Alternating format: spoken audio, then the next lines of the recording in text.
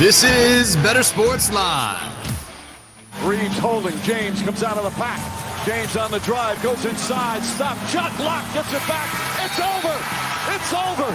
Denver makes history. The Nuggets are going to the NBA Finals for the first time in franchise history. Boston on top, 116-99. Big win, avoiding elimination as they outscore Miami 66-43 in the second half and come up with a win and keep this series extending. This is Bettor Sports Live with Lisa Ann and Rick Kamla on Bettor Sports Network. That's right. Here we are. It is Wednesday night, and you've got me and Rick Kamla right here on Bettor Sports Live for the next 3 hours. We've got some guests coming to you.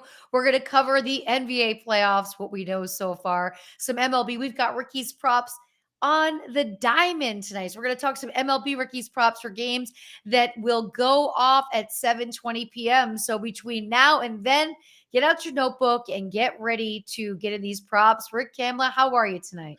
Lisa Ann, it is great to see you. Great to hear you. Great to be hanging out with you. Shout out to our guy, Tyler Soto. Matt Deutsch will be joining us soon. All of the people on Bettor Sports Live.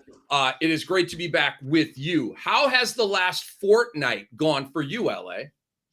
Well, I think none of us truly believed that the series would end this quickly for the Lakers and the Nuggets. So I think we all were comfortably thinking we'd have more games to watch. It's really weird to not just open up a little window for some NHL, which is pretty exciting right now as well. But it's just bizarre. I mean, when the Lakers were down 3-0, I was like, what do you do at this point? Are you going to try and claw your way back? And now here we are. The Nuggets getting 9 days of rest, going to be really helpful for them. That's the most time they've had off since All-Star break, or maybe even before this season, if All-Star break isn't that long. It could lead, so one of the debates in between now and the finals, game one, will be rest versus rhythm, right? Okay, you're rested, you're fresh. Guys that have been nicked up are going to be healthier, but how much rhythm do you get in practice versus playing in games? Ultimately, that stuff doesn't really matter. And if you're out of rhythm, maybe it's a quarter. But shout out to the Nuggets, your Denver Nuggets, LA. They have grabbed us all by the shirt collar and said, yo, we are that team. Look, LA, they proved a lot to me against LA. To not only beat them, but to sweep them. And LA brought several big punches, right? Those weren't all blowouts. Those were good games. They just won, made a play or two more than LA did. I'm very impressed with what Denver did, and they're for real, man. Yeah, I think fans were pretty much blindsided just for the mere fact that nobody's really watching Nuggets games, right? If you're up watching a West Coast late night game, you're probably watching the Lakers, the Warriors, maybe the Clippers. Who knows? Maybe you're watching Portland, but you're not watching the Nuggets. And I think that really hurts them a lot. But it's been a surprise to so many people who are witnessing their greatness for the first time. I'm not going to say the Lakers aren't great, but the Nuggets really showed to be a better team that played with more consistency. I mean, Murray hasn't gotten enough love all season. Now he gets to shine. And my boy, Bruce Brown, playing really good basketball as well.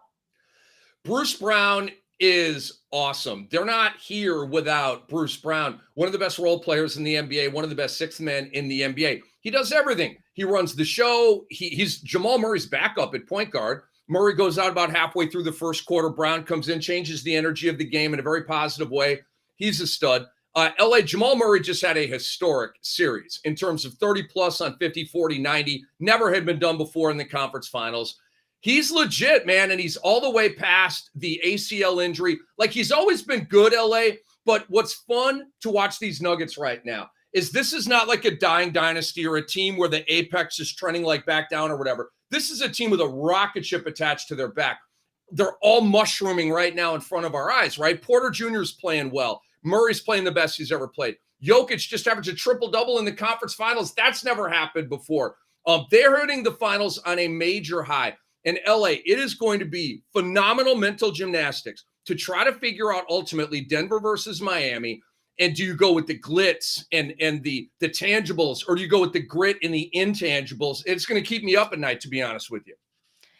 I mean, I know Miami really wants it, but you can see that Denver really wants it. When we have Nick Hamilton joining us in the 8 o'clock hour, we're going to talk a lot of LA Lakers, but I don't think that people are giving LeBron enough credit in all that he did at his age, at this point of his career. And I will say this, there were a lot of role players for the Lakers, Schroeder, D'Lo. At first I thought D'Lo was off because the altitude in Denver. So I kind of gave him those first 2 games.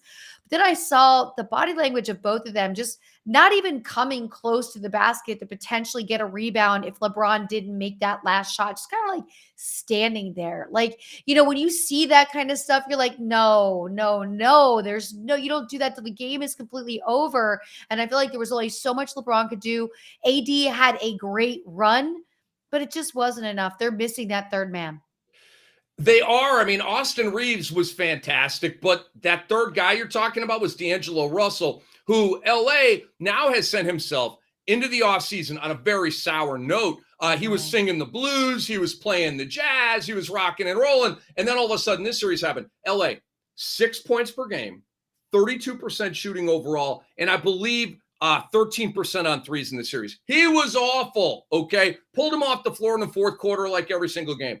Now he's going to be a free agent. You got to pay Reeves. D'Lo, LA, I got 2 years, $40 million for him. If he wants more than that, if somebody else would give him more than that, love you, bye. Because he just got exposed. Jamal Murray cooked him. LA absolutely cooked him in that head-to-head matchup at point guard. You had one guy shrivel. You had one guy do historic stuff, right? And so that has put a lot of pause in the Lakers' brain, and I don't think they're going to overpay to keep him. I don't either. And Hashimura is so good, right? They ended up bringing him as the starter in that last game and taking D'Lo off the bench. And that was great to see because he deserves it. He's consistent. He's got that sweet 3-point shot, always hits it from the free throw line. So he is a keep player, but D'Lo maybe not. But yeah, the energy was just bad. I could see the younger players, not LeBron. LeBron's like, I can do this. We can fight back from this. Even AD, I can fight back from this. But some of their bench players and some of the other starters even just seemed like that last game, like they felt cooked and they were just like taking their ball and going home. I agree with that. LeBron, it's really kind of weird, right? LeBron trusted his teammates the whole process, the whole way. All right, they're in a 3-0 hole. Then he decides to pull out the Will Chamberlain game, right? I didn't think he was capable of a 40-point playoff game anymore. LA, he had 30 in these playoffs, but he had to go back to the bubble for his previous 30-point playoff game. So I was like, Father Time's on his back too much to hit 40. Well, he hit 40, but he had 9 after halftime, 31 in the first half, ran out of gas, and in a way left his teammates behind that he had trusted the whole process. Think about the second to last possession, LA. LeBron James has the rock, has the ability to hand off to Austin Reeves coming off a down screen up high on the left wing. Bam, hits an open 3, right? Lakers party, extend the series. LeBron keeps it and does a turnaround jumper from the baseline. Horrible shot selection, shaved it off the side of the backboard, right? I'm not mad at LeBron. He had a Herculean type of game, but I didn't like his approach on that particular possession. I thought it was too much of me. Yeah, I think it's a trust no one situation because you haven't been able to consistently trust anyone so far. With the minutes that he was putting in, with the points that he was putting up, he was just afraid to rely on anybody. And I just don't think anybody was making themselves visible enough to make it comfortable in that moment. But good point. We got some 720 games starting in MLB. Let's get your props going here so our people can get in. We've also got Adam Ronus joining us at 720 right here. So you've got Bryce Elder versus the Dodgers over 4.5 strikeouts at plus 105. Yeah, so the money's going the other way here. I don't really understand why. Why are people playing under on Elder at 4.5 strikeouts? I just kind of don't get it. The Dodgers are fifth on the strikeout list among teams. Okay, they're a strikeout team. Elder's been over this number in 5 of 9 on the season overall. 3 of 5 at home. Obviously, both nice overtrends for us. At home, LA, his strikeouts per 9 is 8.1. On the road, it's 7.3. He's at home tonight. And Elder's been fantastic. He's got an ERA around 2. I did my ERA slotting 1 through 10 about a week ago. I don't know, LF. He was 7 or 8 or 9, something like that. So on the fringe of NL Cy Young right now. And I think he's going to strike out the Dodgers more than 5 times tonight. The next one you've got is a 7:40 p.m. Eastern time. You've got Kodai Senga at Cubs under 6.5 strikeouts for minus 115. So he is two different pitchers. And you Mets fans are getting to know this about Kodai Senga. He is two different guys. At home, amazing. Feeling the vibes and all that New York City electricity is coursing through him to the tune of a 1.57 ERA and a 1.174 whip. Marvelous, okay? His ratios on the road aren't even at MLB level. 6.30 ERA, 17.50 whip. These numbers make you want to throw up. That's on the road. Now he's at the Cubs, the 11th most runs scored in baseball this year, both leagues. And I think it all equates to a non-quality start from Kodai Senga. I'm not sure he'll be in the game long enough to rack up 7 Ks. So I will go under. I don't like this one for him. And LA, he comes off a 12 strikeout game. So my career game or career year theory, and I fade dudes coming off of a performance like that. So under on Senga.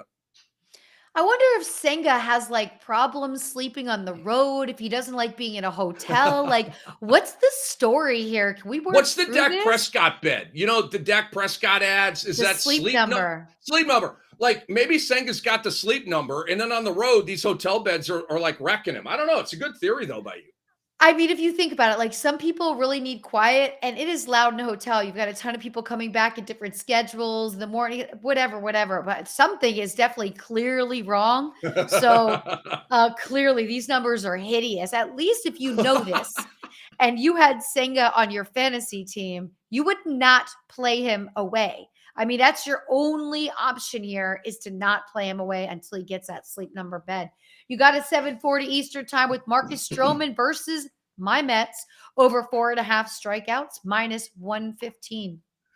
I mean, you would think like the Mets could just put his sleep number bed on a private jet and get it to I don't know, maybe that's all too much. Maybe just go to the local sleep number store and buy him a dang bed for the 3 or 4 days he's there.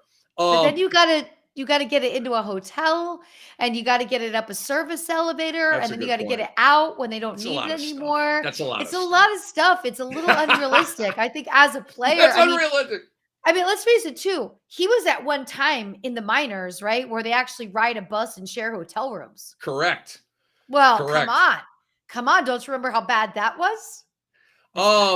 Yeah. I mean, so they got to solve that riddle. But I tell you what, until they have solved it, let's capitalize on it and fade Senga on the road. Now, Marcus Stroman on the other side, and I'm stoked for this game, right? With props on each pitcher. The Mets are at the Cubbies tonight, so it'll be the game I pop up here full in a minute. But the home road splits again here, LA, are huge. Marcus Stroman at home, 9.6 Ks per 9, which is elite. On the road, subpar, 6.7. That's a 3 K per 9 difference. That's huge.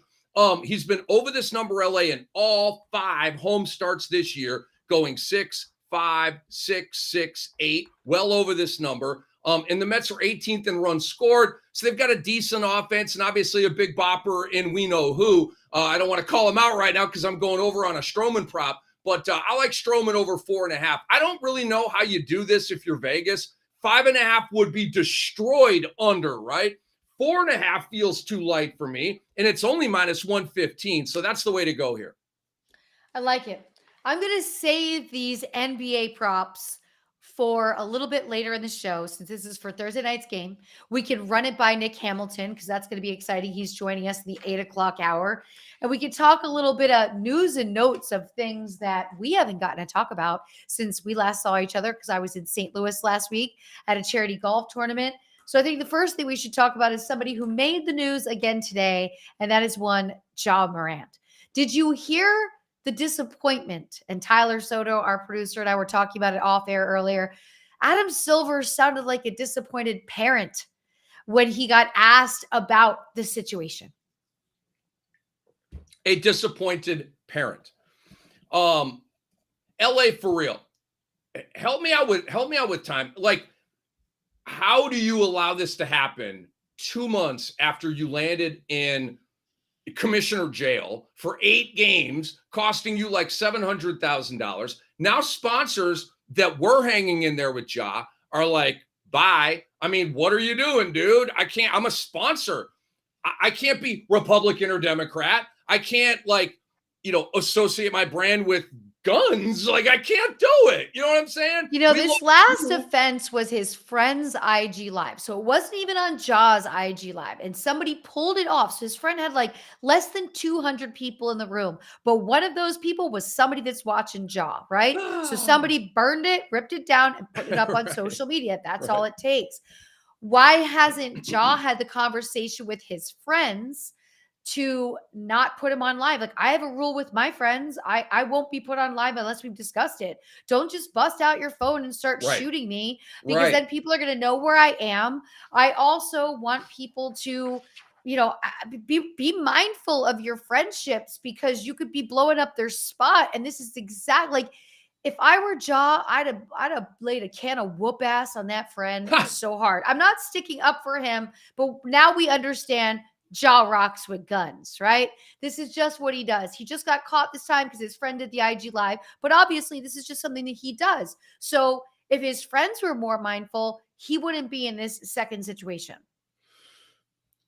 There's so much blame to go around here, but I'll cut right to the chase. Is his friend wrong for, hey, let's do the IG live? No question about it. You got to roll 1,000,000% trying to get clout. Totally. You got to roll. Hey, weren't you the guy in the Ja Morant video? Come on over here. Let me slap a kiss on you, right? All that kind of stuff, right? Meanwhile, Ja Morant is losing tens and tens of millions of dollars. But ultimately, it's on Ja, to put himself in the right position, surrounded by the right people. Oh, you see your guy holding the phone up in the air. He may be taking this live now or taking a picture. I probably shouldn't pull out my gun at this particular moment in time. LA, it reeks of a guy, and you know that I have love for this young man, and I've been in a grace and heart space with him, and I still am. But it reeks of I don't care. It reeks of entitlement / intoxication with that entitlement that leads you to I don't care. These guys think they can take away this, take away that. I don't care. I'm Ja Morant. You know how we were and how brash and bold and rebellious we were at that age. He was in the news again today, correct? Right. Yep, I did. So the police had to do a welfare check on him today because of something that he put on his own story. It did look pretty dismal. If I was a friend and I saw somebody posting something like this, with a bye, like it was, and I understand this is why the great thing, we're so much more aware. But is this carefully curated by somebody in his camp to try and use the mental health card with Adam Silver when he finally gets his day to have this conversation? Oh, wow. Oh, wow. Wow. Woo, boy. Because when the cops showed up, he just said, hey, that was just me saying I'm taking a break from social media. Most of the time when people are taking a break from social media, they put, I'm taking a break from social media. Nobody would have thought anything of that, but it was his mom, picture of his dad. It said bye. I mean, it was pretty dark. Is he in that headspace, or is this something that the other side of his camp, not his friends, is saying, let's try and build you a case here? I mean, I definitely see where your head is at, and I like the conspiracy theory angle of that. I am so here for conspiracy theories, whether it's government, whether it's sports, like, you know what I mean? Even if they're farcical and stupid, like, I'm here for it. Like, let's vet it. You know what I'm saying? I don't know is my answer right now. It does not feel, what he's doing, LA, does not feel calculated at all, ever. So if this is a calculated stroke to be able to go back, if Adam Silver wants to suspend him 50 games, right, then he will be able to maybe play that card. I think it's a brilliant idea by you. I really do. It was the first thought I had. It was the first thought I had when I saw it. I think he should be suspended for the entire next season. Remember, Gilbert Arenas was suspended for the remainder of the season, which was 50 games, and all he did was brought a gun into the facility. Okay? This is a talk that Adam Silver already had with you. Nike just pulled all of your sneakers. You already lost 40, how many million, in not being on the NBA, all NBA teams. Like, all of this, none of this is good. But yes, I do think the boy should sit out for a season. I think a standard has to be set for social media. I think that now teams should be talking to players' friends. Please don't call your friend out and be silly and make him look bad. But we're going to see my friend on the other side of this very short break. Adam Ronus is going to join us. We're going to talk some NFL. It's been exciting to hear camp news. Not exciting to hear that Aaron Rodgers had a little impingement in his calf yesterday. But luckily, he's here in New York, and we're getting nothing but nonstop news about it. So we'll talk to Adam Ronus about that and more. You're listening to Lisa Ann and Rick Kamla right here on Bettor Sports Live on the Bettor Sports Network. Anybody who's watching this, getting ready for the rookie draft, so let's do an all-out blitz on this. Should you be drafting for need, or should you be drafting for talent? And I'll give you an example. Oftentimes, I have pretty good receivers. My receiver core is usually really good for my dynasty teams. My running back core, usually not so bueno. I don't know if I just focus on receivers and tight ends too much, but my running backs, I usually need players here. If I am sitting at like the 103, the 104, the 105, should I be, reaching on a guy like Zach Charbonnet? Or should I be looking at drafting guys like Jackson Smith and Jigba or Dalton Kincaid or Jordan Addison, stuff like that? How do you handle weighing drafting for need versus talent for rookie drafts, Pat? Generally, I think it makes sense to go with the talent and, like talent over need. And I do think, best ball drafts are a little differently because you can't make moves in season. But in managed leagues, whether it's redraft or dynasty, I think positional balance is like the most overrated thing in fantasy. You can make trades, go with the talent, go with the value on the draft board, and worry about positional balance later on. However you're invested in sports, from betting to fantasy, collectibles, and more, join our community on Bettor Sports Network.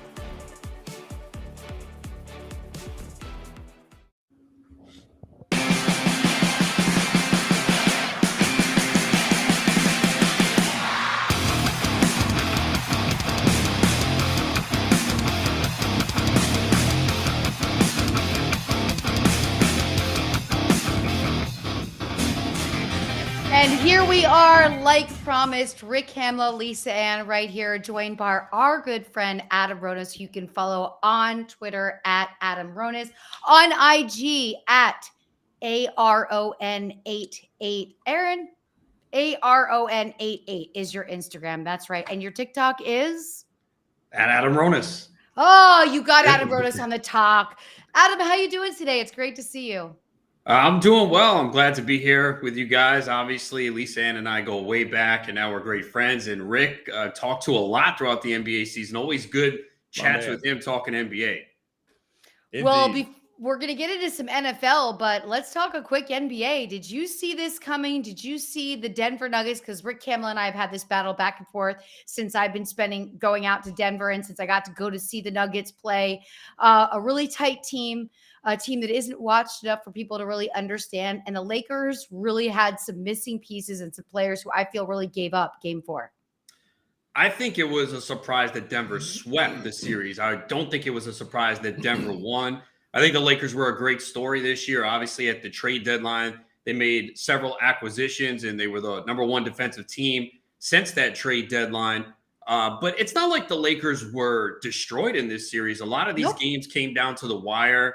I just think, the one thing that stood out to me is LeBron James was so aggressive in game 4, driving to the basket. Where was that in the first 3 games? I know he was playing with plantar fasciitis, the bad ankle, and I don't know if that forced him to settle for a lot of 3-point shots, which he couldn't hit.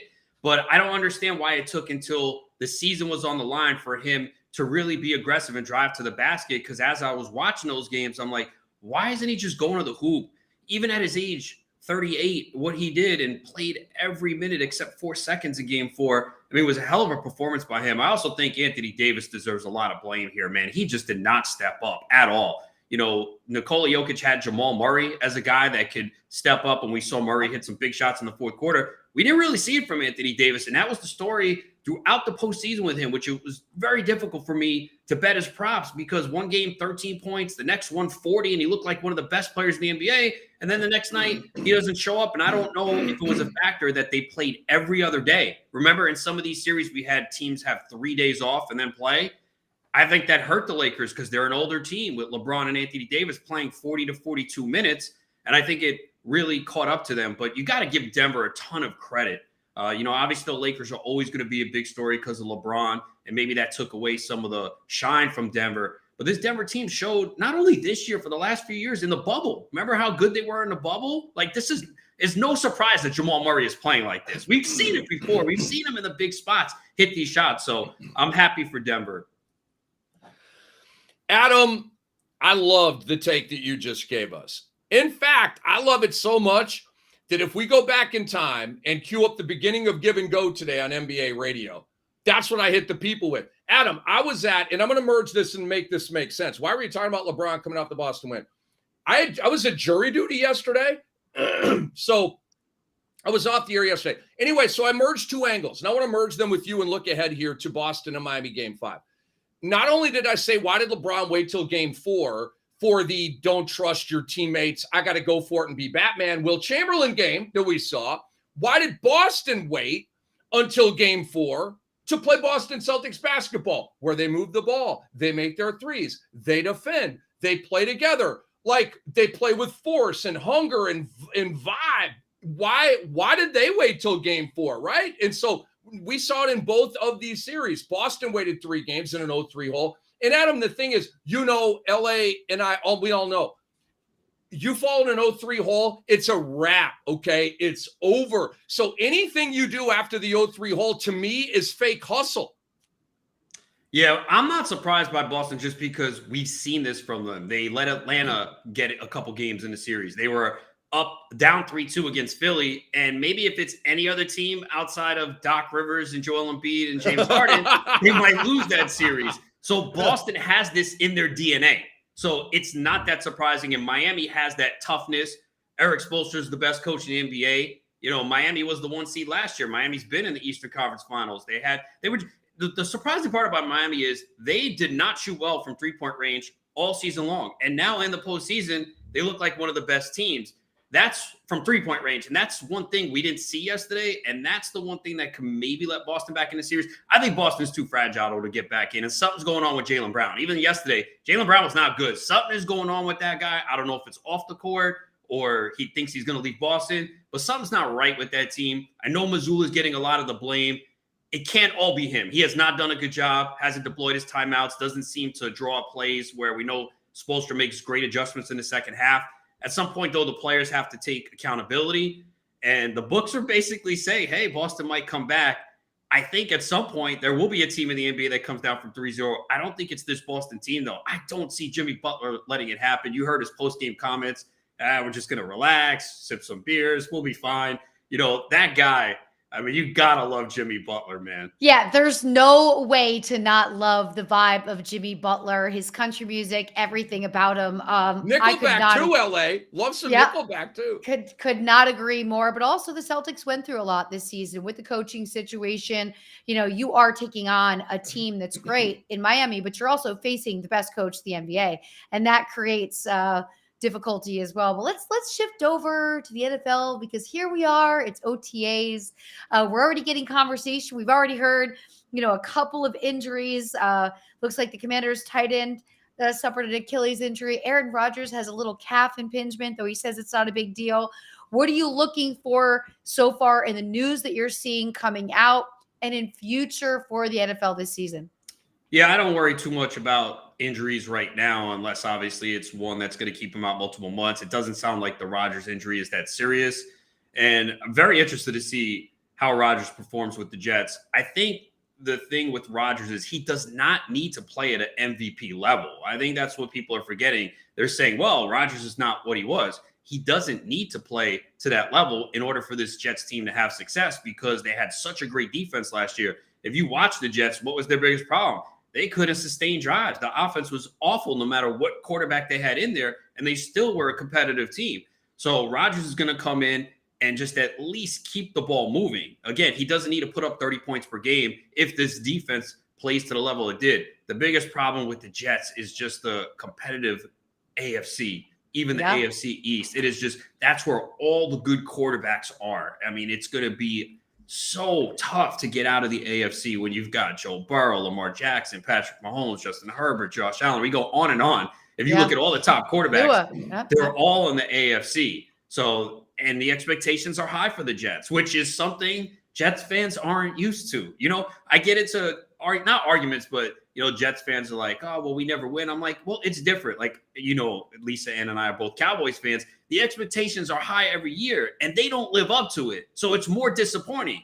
I mean, I expect them to not perform well in the playoffs. I'm kind of used to it by now. Yeah. I keep saying until I see them have success and get to an NFC Championship game, it's hard for me to be extremely optimistic. But with Jets fans, you guys don't expect to be good every year. So why are you surprised? But now that changes. That changes with Aaron Rodgers. They have high expectations. They expect to do well. It's going to be an interesting season in New York for the Jets.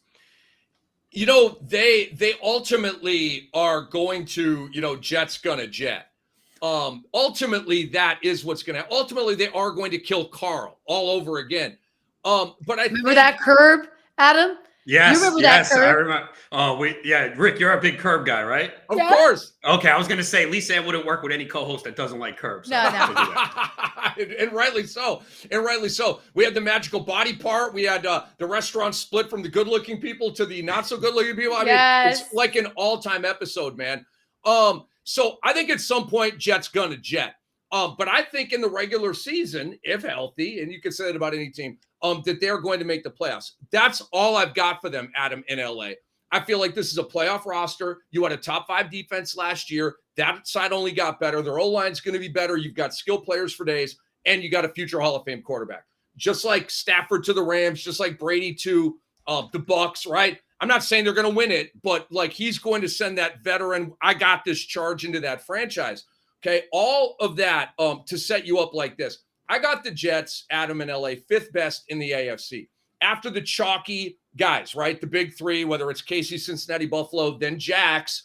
And then I got the New York Jets at number 5, because I think that's when the debating really begins. You have a lot of teams that are going to be fighting for that spot, and obviously the other playoff spots. So how do you view the Jets, Adam, relative to the rest of the AFC? You talked about how tough the conference is, and you're right, but are you seeing them? How do you see them stacking up with those big boys? I think that's the area that I put them in. I think I put Baltimore in that conversation as well, with Lamar Jackson back and Todd Monken taking over as offensive coordinator. They talked already about how they're going to pass the ball a little bit more. They brought in some weapons for Jackson. So I think Baltimore is in that conversation as well. But yeah, I mean, the Jets, the division, I think Buffalo might take a little bit of a step back. They're still very good with Josh Allen. They've kind of disappointed the last couple of years, though. People expect them to get to the Super Bowl, and it hasn't happened. And they didn't make any major additions to the team, so maybe they take a step back. Miami obviously is the wild card in that division. We saw how good they are with Tua.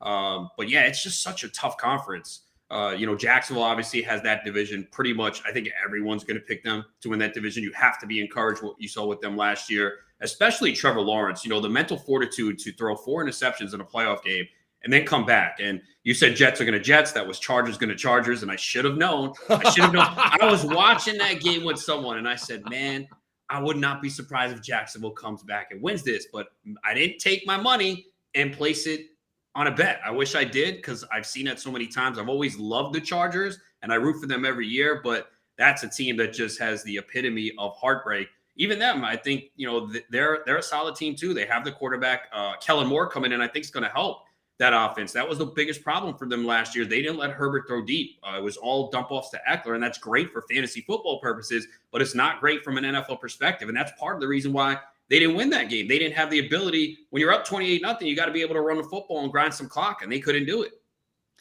Adam, I have to follow up with this. We talked a lot of relationships when we did Lisa Ann Does Fantasy. So do you feel that the Buffalo Bills are going to slip because Josh Allen and his high school sweetheart, Brittany, have officially broken up? Oh, wow. Oh, I didn't know that they did. So wait, he's been By with the her way, since? your eyes lit up like now she's available. I don't know how she looks. Of course, she's hot. I love it. Wait, really? Why does she yes. have to be hot? Do you think Patrick Mahomes' wife was hot? Yes, she's very pretty. I think Really? I think she's very pretty too. Okay, so yes, they did break up. This was rumors. I found out because my closest girlfriend is a huge Buffalo Bills fan, one of my closest girlfriends in the city, and she's like, yo, Brittany unfollowed Josh on all social media. So we're all like waiting for the news to drop. And then they were both at the Kentucky Derby, but separately with their own groups of friends. And it was a whole thing. So one of two things could happen. he could slack a little bit because maybe he's going through heartbreak, or maybe he could slack a little bit because he's having too much fun on the road. Yeah, that's pretty interesting. So has he been with her since high school? Since high school. Wow. Yeah. I don't They're know grade how school these. street. Yep. I mean, I don't know how these guys do it, but I guess as an athlete too, at least you know if you've been with them since high school, they genuinely care about you, right? I mean, LeBron's wife and him have been together forever. Kobe forever. Bryant. Yep. Kobe. Yep. So I could see it. No, I just think a lot of the conference has caught up to Buffalo. They're still a very good team, but now the gap has closed a little bit. With the Bengals being so good and the Chiefs. And just, we didn't see as much out of Dawson Knox as we hoped to see last season, Yeah. but I know you have to be out of here at 47:40. You've got a show tonight, so I'll give you one more quick one. Rick will give you another quick one. Give us one bet that you've already placed for this upcoming NFL season. I actually haven't placed anything yet, but I'd probably take the over wins on the Lions. I know the expectations are very high, but that division is very winnable for them. Green Bay with Jordan Love at quarterback now, Minnesota decent, but their defense has a lot of question marks, so they're going to have to be open offensively. The Bears definitely improved. The Lions do have a tough week 1 Thursday night against the Chiefs. In the NFL, it's like, yeah, here you go. You're going to open up against the Chiefs, so that's a tough one. But I do like the Lions to go over their win total. I think we saw last year that culture changed, and I know they have the suspension, Jameson Williams, early on, but I still think they have enough that they can win that division. It's a winnable division, so I think I'll take the over on their wins. Adam, before you go, let's go to the NBA Finals real quick. I'm going to be dubbing over the next 3 weeks until Game 1. This Finals, the team intangible versus team intangible. The tangibles are all the stuff that Denver brings to the wood. The intangibles, obviously, for Miami are why they're cooking the East right now. Styles make fights, all that kind of stuff. Who you got? I mean, and not like an official stamp it, with a rubber stamp kind of thing, but which way you leaning right now, Denver or Miami? Denver. I mean, I just think they're the better team. How are they going to slow down Jokic? I mean, Jokic is unbelievable. I mean, some of the shots he's hit with defenders in his face, Jamal Murray. I mean, he's finally getting his due. I think, you and the hardcore fans, they know Jamal Murray, but I don't know if the general public does. I mean, you've heard even some professionals I didn't really watch Denver that much. Really? I mean, where you guys been? So, they were the number 1 in the West for pretty much 99.9% of the season. I don't understand. The problem is Jokic is a star for us, but he's not that sexy guy that you see the dunk. You know what I mean? But and if it's a small market too for a late night. Like East Coast people are not going to stay up and watch a Nuggets game. They'd be watching the Warriors. They'd be watching the Lakers, somebody else. Smaller market as well. That's why when you looked at the West this year, right? And all the Warriors, right? Curry, Thompson, Rick and I on the same page. We dismissed the Warriors all year. Like we said, you can't just turn it on. They were terrible on the road. You could see it. And because the West was so wide open, people were like, oh, the Warriors based on reputation. I was not buying that. The Lakers, I didn't think were good enough. Phoenix, when they made the trade, I was like, they have no depth. Yeah, they got Durant, great, but you have no bench now. So I think because everyone was looking for the stars, the Kevin Durant, Curry and Clay, and Dre, and then the Lakers a little bit. And Jokic is a star, but maybe not to the casual fan. So Denver's been great all year. I've liked them the last few years. Now Jamal Murray's finally healthy. That's the big key. And Kentavious Caldwell-Pope has been a big contributor. Bruce Brown, Aaron Gordon. So I like them. It's tough to bet against Miami, and Miami's had a hell of a run. But if you saw it yesterday, if that 3-point shooting slows down, they're going to be in trouble. So I like Denver to win the title. And Denver getting all this rest, 9 days off before June 1st when they play this first game. Like, hey, you've got a sister out in Denver, Adam. This is your time to visit and get yourself to one of those games. That is true. That's a good point. I might have to do it. That would be fun. I've never been to an NBA Finals game. That's an idea for you. Where can everybody find you? I know you're getting ready to do a show tonight. And where can everybody find the rest of your work? You do a podcast with Howard Bender. Yeah, Cash It podcast with Howard Bender. New episode drops tomorrow. On Twitter at Adam Ronus, on Instagram at Aaron ARON88, on TikTok at Adam Ronus. Put out some videos a few times a week with some bets and my work on fantasyalarm.com. My next article for them will be the Fantasy Baseball Fab article, which drops on Saturday morning afternoon. Thank you so much for joining us, Adam. Have a great night tonight on air. We will stay right here with all of you. See you soon, Adam. Go Denver Nuggets. We've got some chats right here, and I wanted to say thank you, Bettor Boss, for stepping in. We've got someone here from Paris. I am so sorry that we don't cover the Champions League. He said, do you have any betting advice for the Champions League final? We try to stay in our lane, Rick, right? We're not going to talk about a sport that we don't follow, we don't know. And my international fans are always like, why aren't you covering soccer? Why aren't you covering? Well, there's only so much time in the day between MLB, between NBA, NFL. You know damn well that I was watching golf all weekend last weekend in between, the night NBA games. So there's a lot on our plate when it comes to sports. So I don't know if you're into it, but UFC now owns that slap fight. Have you ever watched the slap fight? Maybe in a bar at 2 a.m. at closing time. No, you've never watched the sport slap fight? Oh, I saw something on Twitter about that. I did. They just this is the craziest thing ever to watch. Okay, so I got into it. I leaned in hard. Before Dana White bought the product, and actually Dana White was on McAfee today talking about this big event they have coming up, which I think is tonight. So it's crazy because you are standing there and you have to keep your face directly straight, even though you know that somebody is reaching across the table to smack you as hard as they possibly can. And they put chalk, powder on their hands. And when they replay this smack in slow motion, you can literally see spit flying out of the person's mouth, their skin just going I don't know how you train for it. It's got to be a lot of the footing because you got to stand a certain way, but it's wild. I really believe this is going to take off because it's a great thing to have on at a party because you really don't need any sound. I saw it, my first time I saw it, I was at a club and they were paying it. I was like, I got to look this up. I got to follow all the social media. I got to learn more about this. This slap fight is the next layer to UFC. It'll be great for fighters where they're too old to be out there in the octagon, but you got to get into this stuff. It's wild. I'm looking at it right now on Twitter, LA. Okay. It looks like you could kind of disguise a punch with the open hand if you hit hard enough with the ball of your hand. You know what I mean? True, but there are rules about how your hand has to be open and where it has to land. They do put cotton in their ears to protect their eardrums. And they can't be hit on the ear. So there's rules. They get drug tested. This is legit shit. And all you got to do is stand at a podium, reach across the thing and smack the living shit out of somebody. And they can't, and they're not allowed to flinch. Because if you flinch, if you back off, that's the mental fortitude right there, is knowing that you see it coming at you and that you're not. And today there was a great follow-up question. A lot of the guys have beards.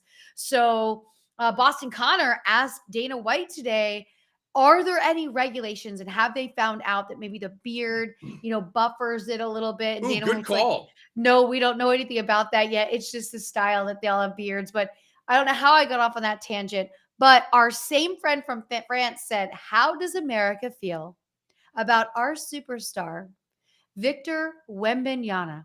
So I saw Victor today in a photo as he's saying goodbye to people in France. And it is really wild to see him standing in a group of people because of the height separation. You're used to seeing tall guys on a court all next to each other. But when you just see them standing around regular people, they look extra tall. They do. LA, every time I see Shaq, I'm blown away at the enormity. I've never interviewed Yao Ming, but I've stood next to Yao Ming. I mean, LA, I'm 6'2", man. And it's a neck problem to look up and I can't even understand how female sideline reporters at 5'7", 5'8", 5'9", were even able to interview Yao Ming. That still doesn't even make sense. Well, they used to put a stepladder there and keep it off frame.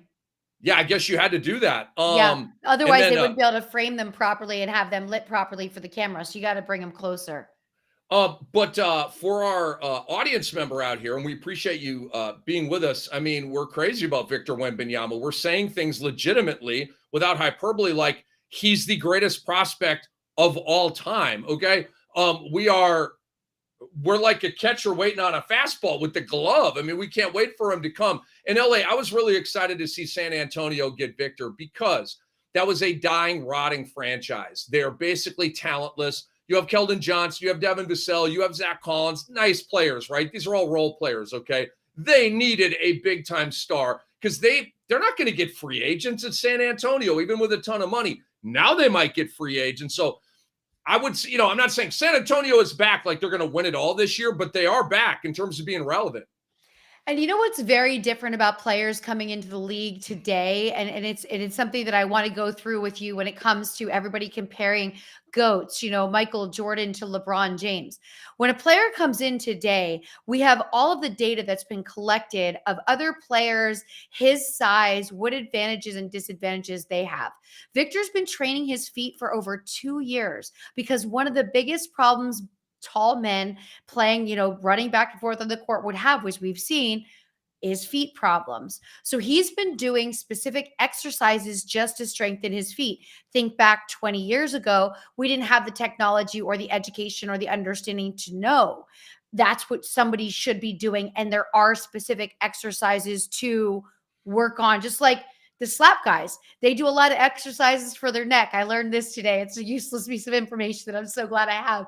But they do a lot of exercises for their neck so that they're, really able to be steadfast when they get their head rocked, right?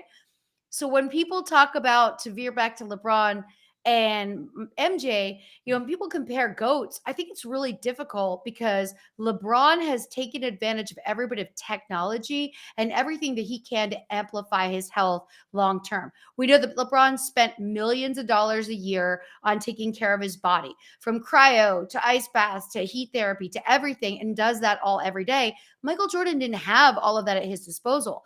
I think Victor Wembanyama has a better chance at succeeding without looking at the great traits that he has as disadvantages because of what we know in the medical profession, what we know in the training profession, what we know now to make sure he has longevity that players before him couldn't.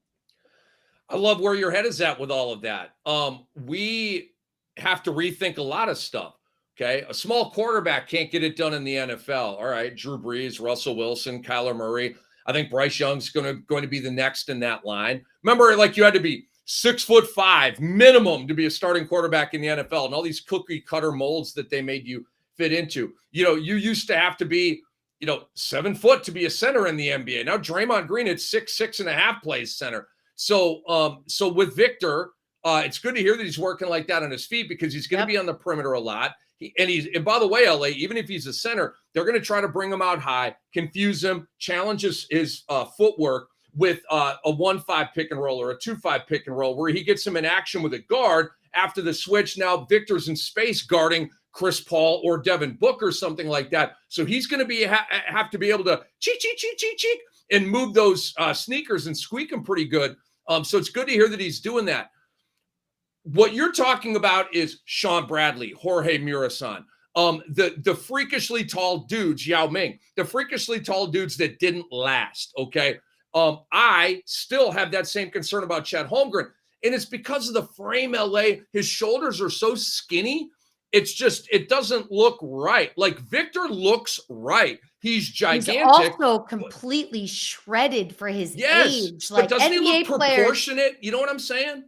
Well, it's because they've worked on him building the muscle mass to be able to help his skeletal system really stay in balance, and knowing what weights to lift, knowing what structures he needs to be working on, the V shape in his back, his shoulders, like everything that he needs, because he's been treated as this masterpiece at a very young age and has had the ability to be around the smartest people where he's from to make sure that he can have the absolute best career and show us something on how we can be using the education with the medical professionals and technology to elongate a career that already has some, what we would consider to be difficulties because of size, range, lengthiness, all of that. I went to Sean Bradley's very first ever NBA game because I was so obsessed at that time.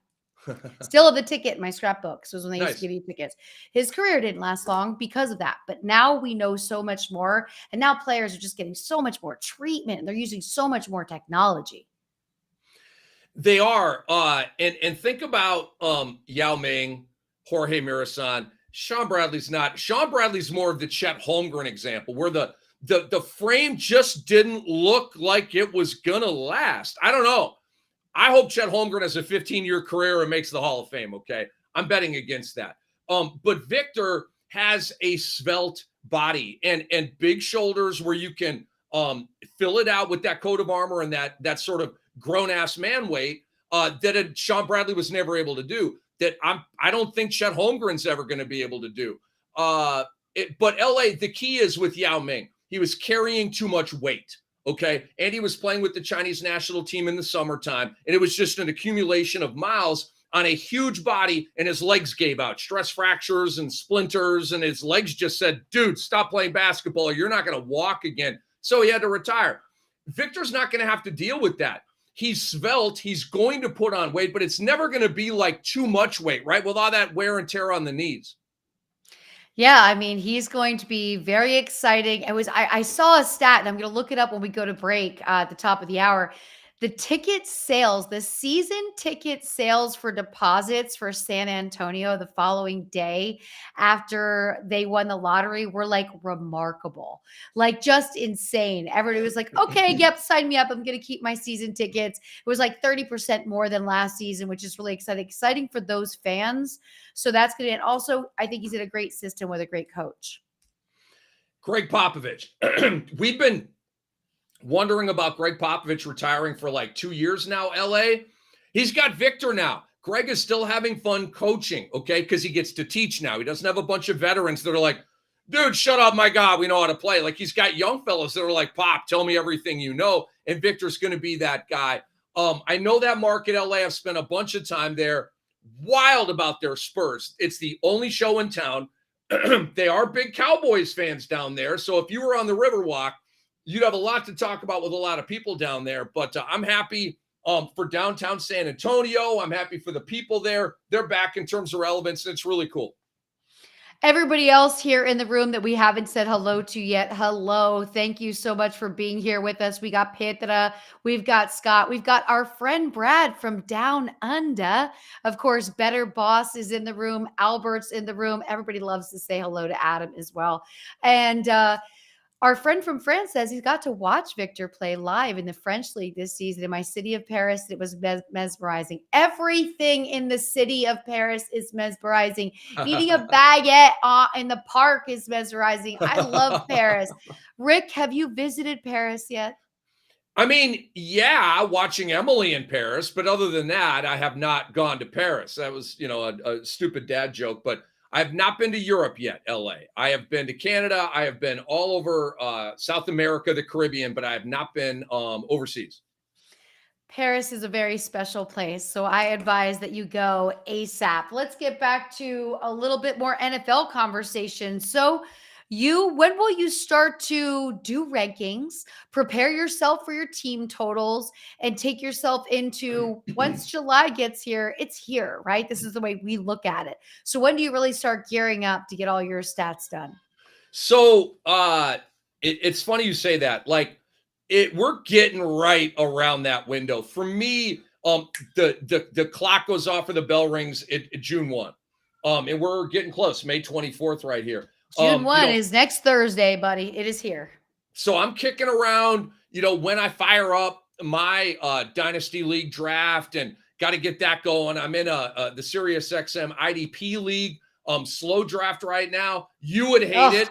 I love it. Matt Deutsch is going to have his IDP Dynasty League draft going at some point here. And so I'm stoked. I'll be doing drafts on Yahoo, because I think they start turning on the drafting function around June. I forget, but we're here. I mean, we're basically a week away, and I'm already working on my rankings and obviously keeping up with all the news. And so I like this thing about Lamar Jackson running less, right? We talked about it with Ronis. Like, he's going to run less and throw more. How is that good for Baltimore? I don't understand. Like, yes, you have weapons, and yes, he has to throw the ball more. But I need to see this. Like, is he going to run half as much, throw 10 more passes a game? I don't like the premise of it. Okay. Like, but I think it's smart. Running is what he does best. Right, but this is the first time he's had as many receivers to choose from to throw the ball to. So this is the time where they want to really rely on his arm. I understand for us in fantasy, those extra yards that he puts up there with his feet are really helpful. That's what we're looking for, right? We're looking for a quarterback who's going to run the ball. But what do we also know? A quarterback who's going to run too much is most likely running in a chance to get injured. So to elongate his career, the fact they just paid him, sure, you want to bubble wrap him a little bit. And you also want him to not rely on that as his fallback. Like really look at the field and see the options you have out there. They made some great moves for him this season. We know Odell's there as well. I think it's a smart move, but it doesn't mean that that's really going to happen. This is like coach speak talk, right? When he's in the heat of the moment, is he going to go back to his habit, which is, I'm going to run 5 yards. I'm going to run 10 yards. We don't know. We've had quarterbacks come out and say they were going to run less before and not run less. You made a bunch of excellent points right there, LA. And the best one was we are in the NFL dead zone. It's May. Welcome to another month of the dead zone next month. And I know we got OTAs and some news popping off, but it's not, it's like, I don't know, it's crumbs. Okay. It's not big news, right? It's crumbs for the most part. This is one of them. And a lot of this stuff, LA, when a coach talks about a system change or, they've said in Buffalo that Josh Allen's going to run less, sometimes that stuff translates in the regular season and sometimes it does not. And you brought up a great point with a quarterback reverting back to habits.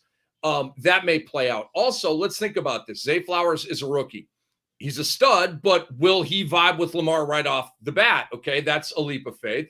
Odell Beckham Jr., can he stay healthy? I think he can, but can he? Rashad Bateman, can he stay healthy? I think he can, but can he? So it's a theoretical passing game, LA. That's where I'm at with the Baltimore passing game right now. I'll give it a shot. I'm not going to dump on it, but I need to kind of see it, LA. Yeah, I mean, I think we all do, but I think the distraction of him not having a deal is really the biggest thing right now, right? He was distracted by that for so long. Now that deal is done. And as we look at each team, we look at the moves that they made in the draft, and we also think back to injury players coming back. Maybe they got more rest because they got injured earlier in the season. All that kind of shakes out right now. We get to hear it. At least we're getting good episodes of like NFL Live, because at least there's like some camp, there's something going on in the background. It's like exciting. Like it brings us like, okay, this is real. This is happening. And let's remember, once it's Memorial Day, before you know it, it's 4th of July. And once it's 4th of July, it gets really real. Yeah, I mean, I training camps will be starting, like 2 weeks, 3 weeks after that. And I mean, it's July. Like August is really go time, right? Like you're going to be, I don't know, LA, I don't know what your schedule is, but flying around, doing drafts on Cameo, and like August is going to be a mega month for you. But for me, I really start digging in and doing drafts, and the dynasty thing seems to pick up steam at the beginning of June, and I'm excited. We're only a week away from that. And we got time, LA. We have 3 weeks off before game 1 of the NBA Finals. We don't have 3 weeks off. We just have a week. June 1st is next Thursday. Doesn't it feel like 3 weeks, though? That's a long time. LA, that's a lot of dark nights for your boy Cam without basketball. We have one tonight, and it's surreal. You got NHL, you got MLB, you got all of that. We've got all-pro access to Fantasy Alarm for the award-winning DFS playbook, covering 10 different sports, fantasy football and NFL betting, plus tools, podcasts, and Discord chat. For a limited time, get all of this for 50% off your first 6 months with promo code ALARM50. That's ALARM50 at fantasyalarm.com. Start your free trial today. We will be back. We're going to talk about Rick Kamla's props. We'll toss them around, see how he's doing in the MLB. We'll look at the NBA, and then we've got Nick Hamilton joining us in the second hour as well. You're listening to Lisa Ann and Rick Kamla right here on Bettor Sports Live on the Bettor Sports Network. Monday Night Rants with Edward Rouse on Bettor Sports Network. One player in minor league baseball is crushing. He has 7 home runs already, 9 games, 6 in a row, 15 RBIs, crushing almost every category in AAA baseball right now. Now, we've seen this before with Mr. Joe Adell. That's right, Joe Adell for Heavy T's, Los Angeles Angels of Anaheim. Joe Adell, defensive liability. I'm going to say that right now. Now, there's a lot of fantasy dynasty believers in him. I'll give you that. He is putting up numbers in the AAA level right now. But my goodness, is he going to be able to get at bats every day? I know there's the DH, but you also have Ohtani. Is there a world where we see Adele for the Angels be called up? Probably. But come on. But do I believe it or not in Joe Adele? Listen, he does have the offensive pedigree for your fantasy teams. He's a high prospect. He once was a high prospect, very valued. He could easily come up and put up some numbers for your fantasy teams. Just where are they going to play him defensively? That's the only issue with him. So kudos to him for what he's doing. But ultimately, you got to think his time may be limited there in Anaheim. And I know that Heavy T's not a fan. I can't stand Joe Adele, the biggest defensive liability. But you also kind of hit the hammer on the head there as well. He can't DH because Ohtani's a DH. So what do? So he's performing this well in AAA. You can only do one thing. The Angels need a lot of bullpen help. Trade him while his value is high. Give me someone like Daniel Bard, maybe an Aroldis Chapman, David Bednar out in Pittsburgh. Give me somebody, a couple pieces to fix his bullpen and get this man out of the farm system. I cannot stand Joe Adele. Dude cannot catch a ball to save his life. He can't react to a ball. He's throwing balls to the Astros dugout from the outfield instead of home plate. Get this dude off my team. Cannot stand him. Don't want him. It's kind of like the Mike Singletary speech. I want winners. This guy's not a winner. Get him the hell off my team. Don't want him. Get him out of here.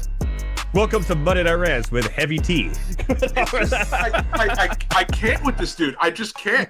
Every time I see him in an Angels uniform and he's playing the outfield, I lose about 3 hours of my life. It's just gone, and I'm never getting it back. And Well, good news.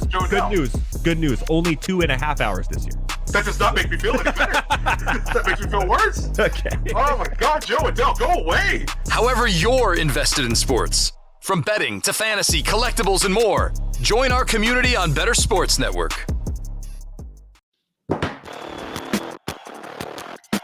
Here we are back. Lisa Ann and Rick Kamla right here with you. Rick, let's talk about your props. Have you been able to pull up anything that's already happening in the MLB? We know that they went to bat with your props at 7:20. So you have some innings have gone on. So for Bryce Elder, we're in pretty good shape. We went over 4.5 on him. He's got 3 Ks through 2 2/3. He's thrown 56 pitches. He was real dirty in the first inning, but he pitched out of a 2-runner on jam. Gonsolin on the mound for the Dodgers is firing bullets here too. He hasn't given up a hit yet. It's bagel. Elder is, giving up a lot of base runners. It's a bad ratio game for him, but he's got 3 Ks. And so we're digging that. And he's got a couple outs in the third. I have pulled up here the Mets and Cubs game full because I've got 2 pitchers in this one, and it's coincidence. I didn't try for it that way. I just like these lines on Marcus Stroman over 4.5, and he's pitched 1 inning LA, and he has, where are the Cubbies here? I believe it was no Ks. No, he did get a K. So he struck out the first batter. I watched the second 2. That's good news. Stroman's actually through 2 innings with 1 K. Nah, that's a no bueno right there for now. Senga's got 1 K over 1 inning. He's walked a couple. He's already up to 28 pitches. And I told you, LA, I didn't think Senga was going to track towards a quality start or even that long of a start. And the longer you pitch, the more chance you have to get strikeouts. So I went under 6.5 on him. And so far, I'm feeling pretty good about that. Well, they are sure lucky that they're not playing here because, about 40 minutes before I went on air, I always like to check if it's going to rain when I can't bring in my patio cushions because there's nothing worse than leaving your patio furniture out, the cushions, and they get wet, right? And when it's nice out like this, I always leave them out because I want to go out there whenever I can. Sometimes I work outside. There's power on my patio, so I can sit out there with my computer. So it is pouring. We just took our break. I went and looked. It's pouring right now. Wow. So they're very lucky there. You have another one, but that's a 7:40 game, right? So that one hasn't had enough action. Let's talk about what you're feeling for this Thursday night game. I mean, we have to savor this game. We have to savor this NBA game because we don't know if there's going to be another one. I savored last night's game that way. The Boston win over Miami. Because I'll be honest with you, LA, once a series falls into a 3-0 hole, I lose a lot of interest and steam on it. No team has ever come out of that hole in the history of the NBA. And I have a hard time believing in our lifetime it's going to happen. So, all right, Boston won a game. I don't think they're pulling out of this and being that team to be the first to win 4 in a row after a 3-0 hole. It ain't happening, man. Now, but I will give you this, okay? I do think Boston wins tomorrow night, LA, but I believe that Miami's going to cover. And I have been 3-1 against the spread in this series. I took Miami. Last night they did not cover. Boston clearly did. But the books and bettors are both conspiring to doubt the Miami Heat so consistently. In LA, they're in the finals. It's only a matter of when, right? And they're still getting doubted, okay? Boston still has decent odds to win the championship. Boston still has decent odds to win this series when there's no chance at all of it happening. And they're an 8-point favorite tomorrow night. No way. I will take the 8 with Miami with a ton of confidence. You've got Bam Adebayo at Boston over 17.5 points. The number is -110. He's been in a 2-game lull, LA, 10 points and 13 points. Not good. He was over this number, though, in the previous 5 games. His shot attempts have plummeted from 15 per game in the first 2 to 6 per game in games 3 and 4. And here comes the adjustment by the best coach in the NBA. I agree with Adam Ronus on that. Eric Spoelstra. He's going to make an adjustment, less of Gabe Vincent, more of Bam Adebayo, and Bam's going to get back up to 13, 14, 15 shot attempts, and he's going to go over this number. I like it.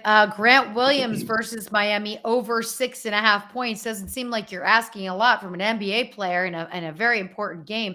The number is -130. I just think this line is wrong.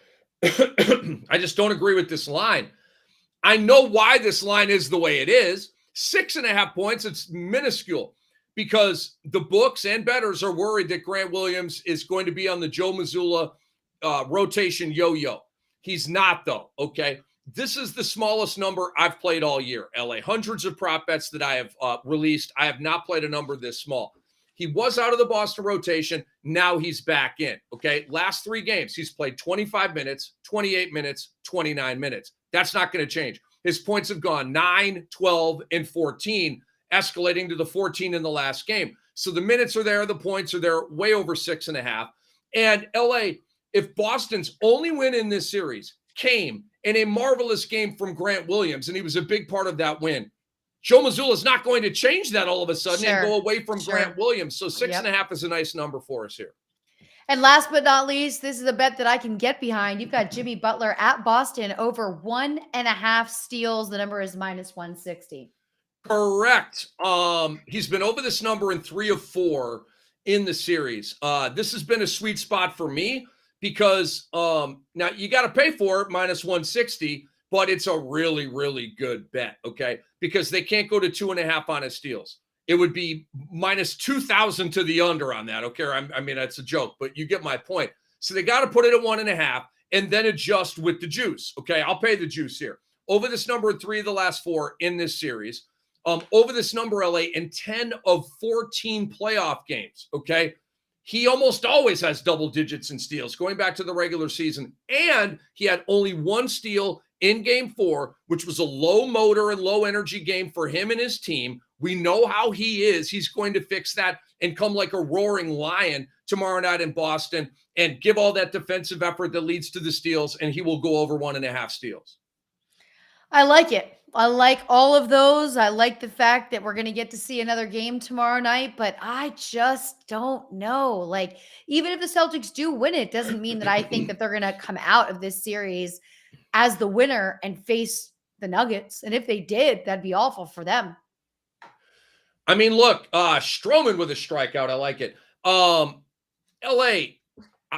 this is literally the first and probably only guarantee that I will give on Bettor Sports Network, okay? Maybe there will be more, I don't know. But I have not done this in my run here going back to September. I guarantee Miami wins this series. There's no chance, okay?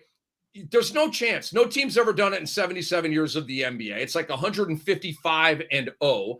So there's that. But Boston doesn't have the heart and the cojones and the guts to pull this off. LA, they have frankly been soft in this series. That's been my problem with, and you got this hardcore team over here, like me with, heavy, like helmet, like some great heavy metal. And then over here, you got like a pop band. Like that's how the Celtics have been going into this, and they've been shredded because of it. Yeah, the Heat really left some gas in the tank, right? They planned for the long run, which I don't think the Celtics did. Let's go to a little something here that I would have bounced back and forth with you. It's on your what's more likely list, and all of you right here in the chat can chime in. What's more likely, LeBron retires or plays for the Lakers next season? Oh, he's playing for the Lakers next season. Come on. This whole thing, I've seen it a million times, LA. This is where being a veteran in the sports media thing pays off, because I'm not going to get caught with the banana in the tailpipe here. Oh my God, LeBron might be retiring. I mean, I put a joke out on Twitter about it, right?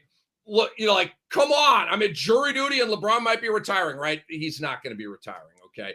What he is, LA, is severely butthurt right now. He's very disappointed. He's very dejected. His gas tank is empty. He's got to cleanse. He's got to gas back up, which he will, and then he will start another championship ascent next season. But here's the alarming part about LeBron James, LA. For the first time, I have seen Father Time start kicking his butt on the court. In terms of injuries and the recovery from injuries, Father Time has already been slapping LeBron James. But in terms of on the court getting it done, Stroman just gave up a homer.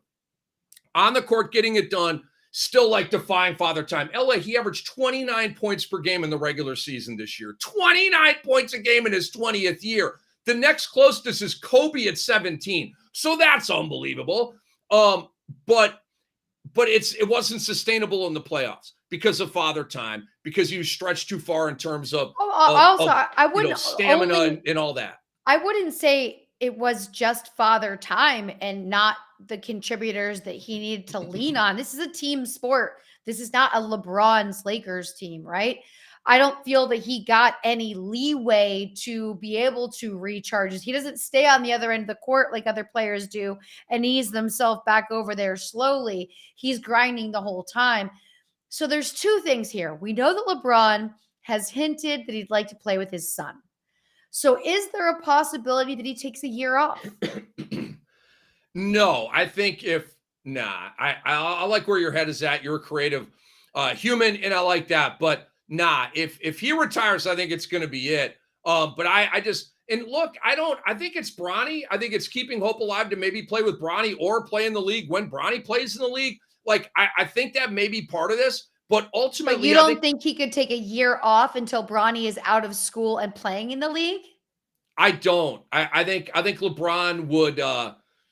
Boy, it'd be hard to crank that whole machine back up after going down for a year. But look, LeBron James still has work to do for a lot of us. I don't know if he gives a dang about that, right? Do you want to become the GOAT? Okay, he thinks he's already the GOAT. Many other people think he's the GOAT. I don't. I've got Jordan 1, Kareem 2, and LeBron at number 3. A lot of people have LeBron at number 2 behind Jordan. That's fine. Just bring Kareem into the conversation when you stack it that way. That's all I ask. So LA, but when I asked this question about the year off, it's more like, hey, look, we know that Kyrie was sitting courtside in the seats that the Lakers obviously had to give him. Those are not for sale seats where he was sitting. We know that this is kind of like subliminally, LeBron would really like to see Kyrie. We don't know if the Lakers could make that move and buy him out of his situation in Dallas. But if the Lakers don't put the pieces there that LeBron wants, and he sees this as another year where they're going to be the 8 and 9 seed fighting for a play-in tournament, why wouldn't he just take a year off and train? Well, because I think they're selling themselves out there. We need a full training camp with the new guys and then take the whole year with the new guys as opposed to coming together late in the season and then trying to make it work on the fly. Now, I think they got it hummed up to a pretty high level, even given the short time together. So I'm not really buying that, but you know how teams talk and sort of the messaging within them. And I think that's their messaging. I heard it at a lot of their exit interviews. Yo, man, we just need a full season together and we'll be fine. And so I think that's going to be a powerful internal narrative. that makes them want to run back what they started this year. And frankly, they are in the championship fast lane with what they have right now. Even with D'Lo? Even with Schroeder? So you think they have enough as they are right now? To be in the championship fast lane, that means just be a contender. To win it all, probably not. Here's why they can't win it all, though, LA. Here's why they can't win it all. LeBron cannot sustain through fourth quarters anymore. Okay? He died out in the fourth quarter of every game against Denver. But should he have to? Should he have to play every minute of a game minus 4 seconds? Are there other players younger than him that could put in more minutes, but you can't pull LeBron off the court because you don't have anybody who can even, stand up and make a difference? Yeah, I mean, it's a great point, but in terms of like, ultimately that doesn't matter, right? Like if you want to win it all, you have to push through that. And that can't be the end of the line for you. That can't, that's it. Like, so we just don't have enough and I don't have enough gas in the tank. And so we don't win. I mean, because that's what's going on right now. And it's fine. You went to the West Finals. You kind of sort of shocked the world with that. But if you're in the ring business, then that's not good enough. And the thing is, next year, LeBron is going to be attacked even more vigorously by Father Time. It's one more year. Age 39 tends to be a big dip year for all-time great players. When you look at their career log historically, that age 39 season is a biatch. It's different from your age 38 season. I mean, ask Garnett, ask Dirk, ask Jordan, ask Kobe, ask all these guys. But again, take into consideration, other than Kobe, who was one of the first people to bring a cryo chamber from Germany to the United States, we cannot compare these players exactly to LeBron just because of a number, because if anyone's mastering biohacking, which is where you can actually kind of reverse your age, that would be LeBron. So that's where I don't just look at the number. I look at teammates and who are they going to bring there to help LeBron be more successful. AD isn't as consistent as we'd like, but I still think they need someone else. They do. And look, the way you get Kyrie is, I agree with you on that. What they had was close to enough, but ultimately not enough. Let's give credit to Denver, right? They've got 6 badasses. Their starting lineup, Gordon, Porter, Jokic, Murray, and KCP, and then Bruce Brown. They got 6 badasses, okay? The Lakers don't have 6 badasses. They might have 4 or 5, but they don't have 6. And so that's how the house of cards tilted. And LeBron James made, just didn't come through in the clutch. The end of game 4, you think at the end of game 1 when he had the 3 ball over Aaron Gordon, remember at the top of the key for the tie and he missed it? I'm not mad at him, but it's a make or miss league, right? He makes that shot, the series plays out completely differently, but he didn't make that shot. Well, Better Boss says, I think LeBron with a year to train would be stronger. So let me pose this to you. If you're Bronny, do you want to play on the same team as your dad? Well, I'm not sure that he does, because LeBron James had a comment on Twitter over the weekend that, my dream has been to play with Bronny, whether and I'm paraphrasing, whether he shares that dream remains to be seen. And it was kind of like, whoa, so maybe Bronny does not want to be in LeBron's shadow on that same team. And frankly, LA, that makes a lot of sense. You know what I mean? Let me spread my own wings. You know what I'm saying? Sure. Let me build a name for myself, right? Let me get out there and do my own thing. And also let me kind of get into this space without having you right there. So it's a very interesting conversation. Okay, what's more likely? Is Jokic the best player in the world, or it's someone else? LA, this is an opinion that where the cement has been poured, it's not quite completely dry. Let me explain. Nikola Jokic, I believe right now is the best player in the world, but he's got to win 4 more games. He wins 4 more games, the cement is dry and it's good. If Miami gets him, then Jimmy Butler now enters, literally, I know you think I'm crazy, enters the best player in the world conversation. He beat Giannis. He will have beaten Tatum and Brown. He beat Brunson and Randall. And then he would have beaten Jokic and the juggernaut Nuggets. Okay. Why isn't he the best player in the world if he just did that? Okay. So, but we've got a lot of stuff to play out here. But as we sit right now, LA, I say Jokic, and here's why. It is not prisoner of the moment or recency bias. I've watched his entire career and covered it professionally.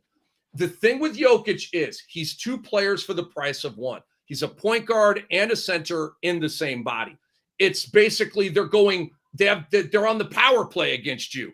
You have 5 players. They have 5.5 or 6 players because they got 2 players for the price of one over here in Jokic. LeBron used to be that guy. He's not dominant to that level anymore. Used to be that guy, but he isn't anymore. So I say Jokic is the best player in the world with a ton of players right there making this an unbelievable debate right now. Who is the best player in the world for you right now? That's a really good question because it's hard for me to take it away from LeBron because of what he's accomplished, just his story, just everything about LeBron, right? Really leaning in on the fact that I've read almost every single book written about him, his journey, his upbringing, didn't have the things that other people have. But then you go to Jokic, right? Like he is, but he's surrounded by better pieces that make him look even better. So I don't know if LeBron was surrounded by that same team, it would make him look that good. It's just hard for me to take it away from LeBron. Maybe that's just star power, right? All the things that he's done. But it is a good debate because we're getting to see some really challenging opinions here because we're seeing the Nuggets really play well. But I think LeBron needs the other pieces to make him look as good as the Joker looked so far in the series. I like that take. I think Joel Embiid is right there for best player in the world. I think Giannis Antetokounmpo is right there for best player. I think Steph Curry's right there for best player. But I'll tell you somebody who is not completely, that's too strong. Somebody who has dropped out of the best player in the world, the core of the debate for me, and that's Kevin Durant. Okay. Kevin Durant is still a phenomenal player, but he was not the best player on his team. Clearly, Devin Booker was the best son with the Booker and Durant arrangement, since that happened.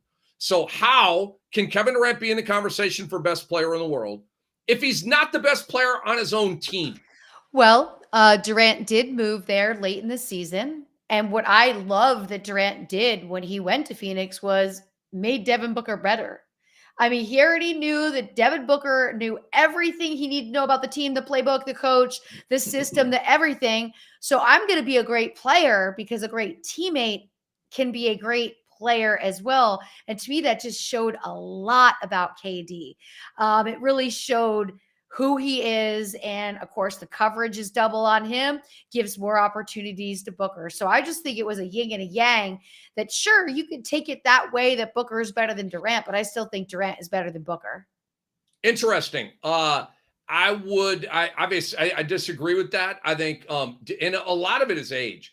Devin Booker has more gas in the tank. He can dig deeper into his bag and come up with a 50 or a 60.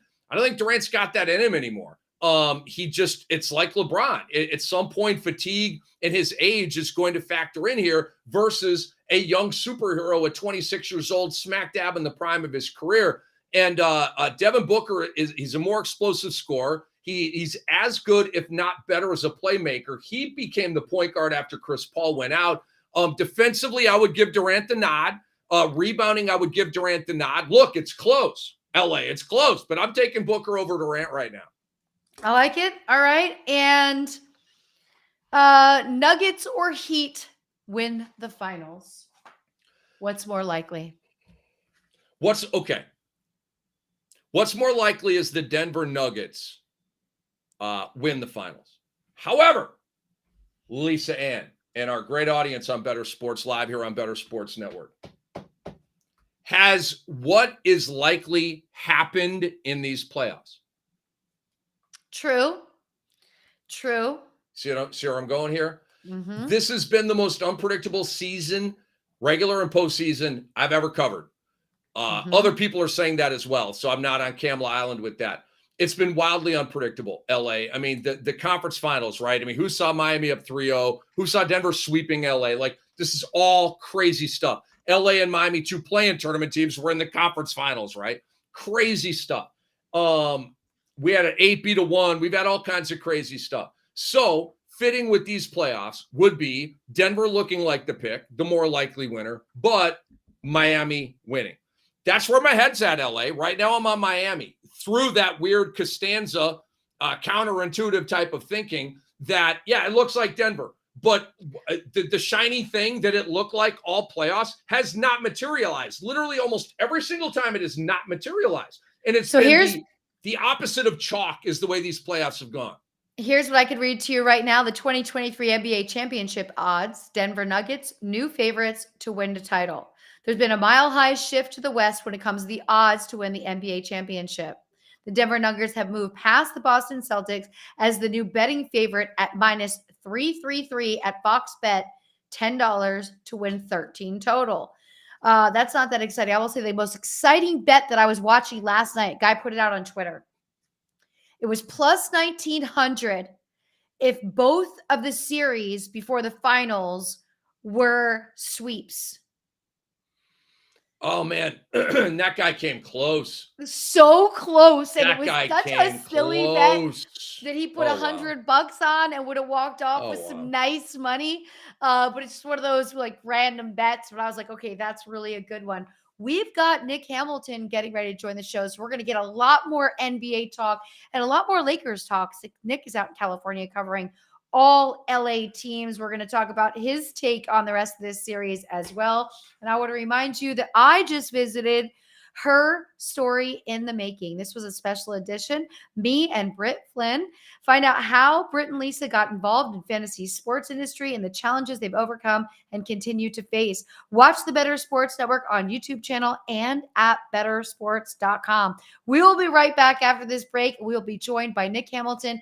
And all of you, keep it coming right there in the chat. You're listening to Lisa Ann and Rick Kamla right here on Bettor Sports Live on the Bettor Sports Network. Moose and Keith, weekdays at 10 a.m. Eastern on Bettor Sports Network. Calvin Ridley yesterday, he applied for reinstatement from the National Football League.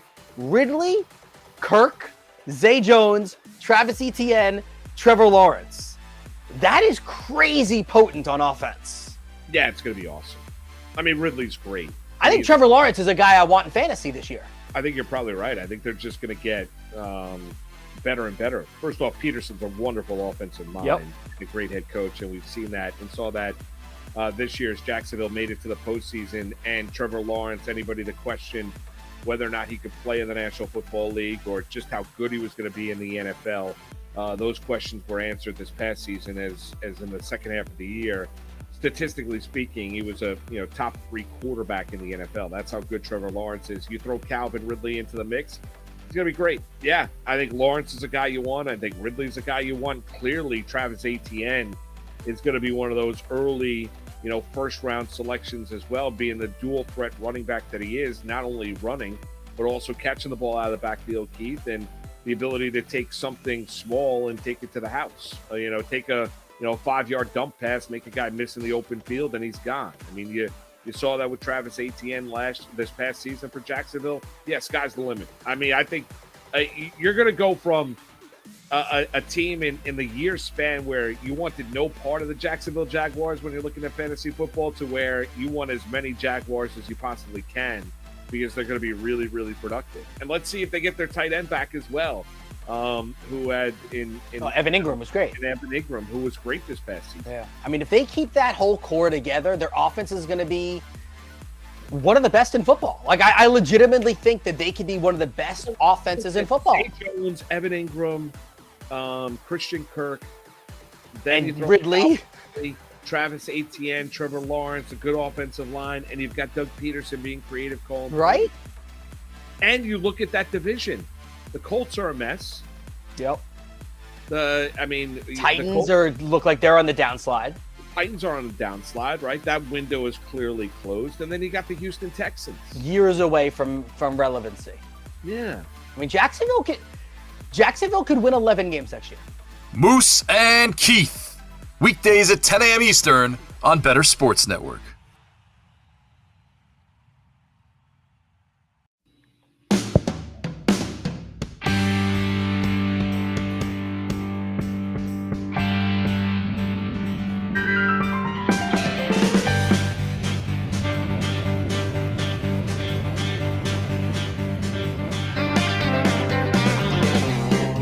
And we are back right here, Lisa and Rick Kamla. That was some wily music. I want to remind you that episode of Her Story with me and Britt Flynn is going to be available right after tonight's show. So you can stay tuned right here and enjoy it. It was a wonderful conversation. Britt had sent me the questions a couple of days in advance, and I had to write to her and say, like, these might be the most thoughtful questions anybody's asked me.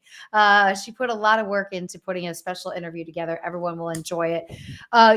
We are going to...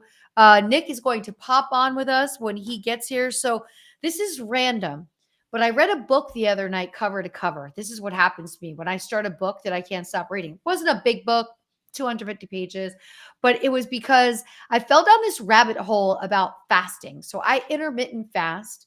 And now I've been reading that people are doing like a fast once a week, like for 24 hours. So I was like, what is this all about? So I was led to this book, Eat, Stop, Eat. Cover to cover read. It is amazing what your body does when you stop feeding it, because what you end up doing is getting rid of bad cells, and your body starts to produce good cells that it doesn't always produce because you're by default feeding it. You're by default giving it what it needs to operate. And it was crazy. So I did 36 hours. I only intended to do 24, but it just so happened that I was going to bed and I was like, I'm not going to eat this late, so I'm going to make 36 hours. So I make it 36 hours. I'm hooked. I'm going to do this once a week for 6 months and journal it so I can see how different I feel, because I noticed a huge difference after that day. But it's just another one of those things that athletes talk about a lot, how they'll fast one day. We can think like, how can you fast? Like working out all the time. It doesn't affect. I still worked out both days, but just another wild thing I've got myself involved in here. I love it. I don't know how you have time to read books. I don't, LA. That's very, very impressive. I read the whole book on commercials during the last Lakers Nuggets game, believe it or not. Are you a speed reader? How do you do that? The commercial breaks aren't a half hour long. They're long enough that I can get in a chapter for sure. Nick Hamilton, we're talking about fasting. It's not important. What is important is you. Everybody can find you on SiriusXM. You cover all things Los Angeles sports, and everyone can follow you at Nick Hamilton 213. Great to see you, Nick. We are having many LeBron debates. We want to know your thoughts. And did you see a sweep happening? Because I've been kind of, on the Denver tip this year. I'm not going to lie. And I've been laughed at for it by my own co-host, Rick Kamla. Well, it's great seeing you guys as always. Let me also say, before we get into that, I want to say rest in peace to the queen of rock and roll, Miss Tina Turner, who passed away today. So definitely want to give my thoughts and condolences out to her family. As far as LeBron is concerned, first of all, let's give it up. LeBron is a brilliant marketer. The reason why I say that is there's no way in West Hell that LeBron James is going to retire and not return next season. He is going to be back. He is not going to miss out on all that money that is owed to him under his current contract, before he has the player option the following season. So no, LeBron James will be back. I just think he may have been fatigued. I think being swept is a lot. Did I have the Nuggets emotionally? Yeah, really. Emotionally, rather physically, mentally. You got people in your ear. It's just it's a toll. And no, I had Denver in 6. I didn't have them sweeping. Okay. So I think there's a different dynamic as it pertains to just this Denver team. Like, I didn't believe in Denver, right? Like, I absolutely did not believe in Denver because we had seen this episode before, right? We saw the growing pains that Mike Malone, and we realized the culture, that Mike Malone was developing over time, the ebbs and flows, the bumps and bruises. And now he's actually got something worthwhile that he can be proud of, and is developed, and it was cultivated organically because they didn't change coaches 900 times like we see currently in the NBA. They believed in Jamal Murray, even when Jamal Murray didn't necessarily believe in himself. And Mike Malone wrapped his arms around him and said, no, we want you. You're going to stay here as long as you can play basketball. And I think that was a step. Jokic is a bona fide superstar. This guy is special, even though he doesn't play a lick of damn defense. But offensively, him being a facilitator as a big man definitely answers and checks the boxes, I should say, when it comes to this Denver team. And this Denver team is scary dangerous. Before you go, Rick, I have to say there was that one shot, I think it was like game 3. And, sometimes the Joker throws the ball up. It just looks so awkward. The whole dad, God thing. Like, it looks so awkward. And there was that moment where AD was standing right there, and they both kind of just laughed because, like, it's shocking to watch in real time. And I think that's what AD was feeling. Like, there's no way this guy is going to get that 3-pointer off. And he did. And he surprises everyone. There's a great chemistry with that team. There's a great faith behind that team. And I'll tell you what, they have an incredible fan base as well. And I'm excited for them to get to carry their season another round further.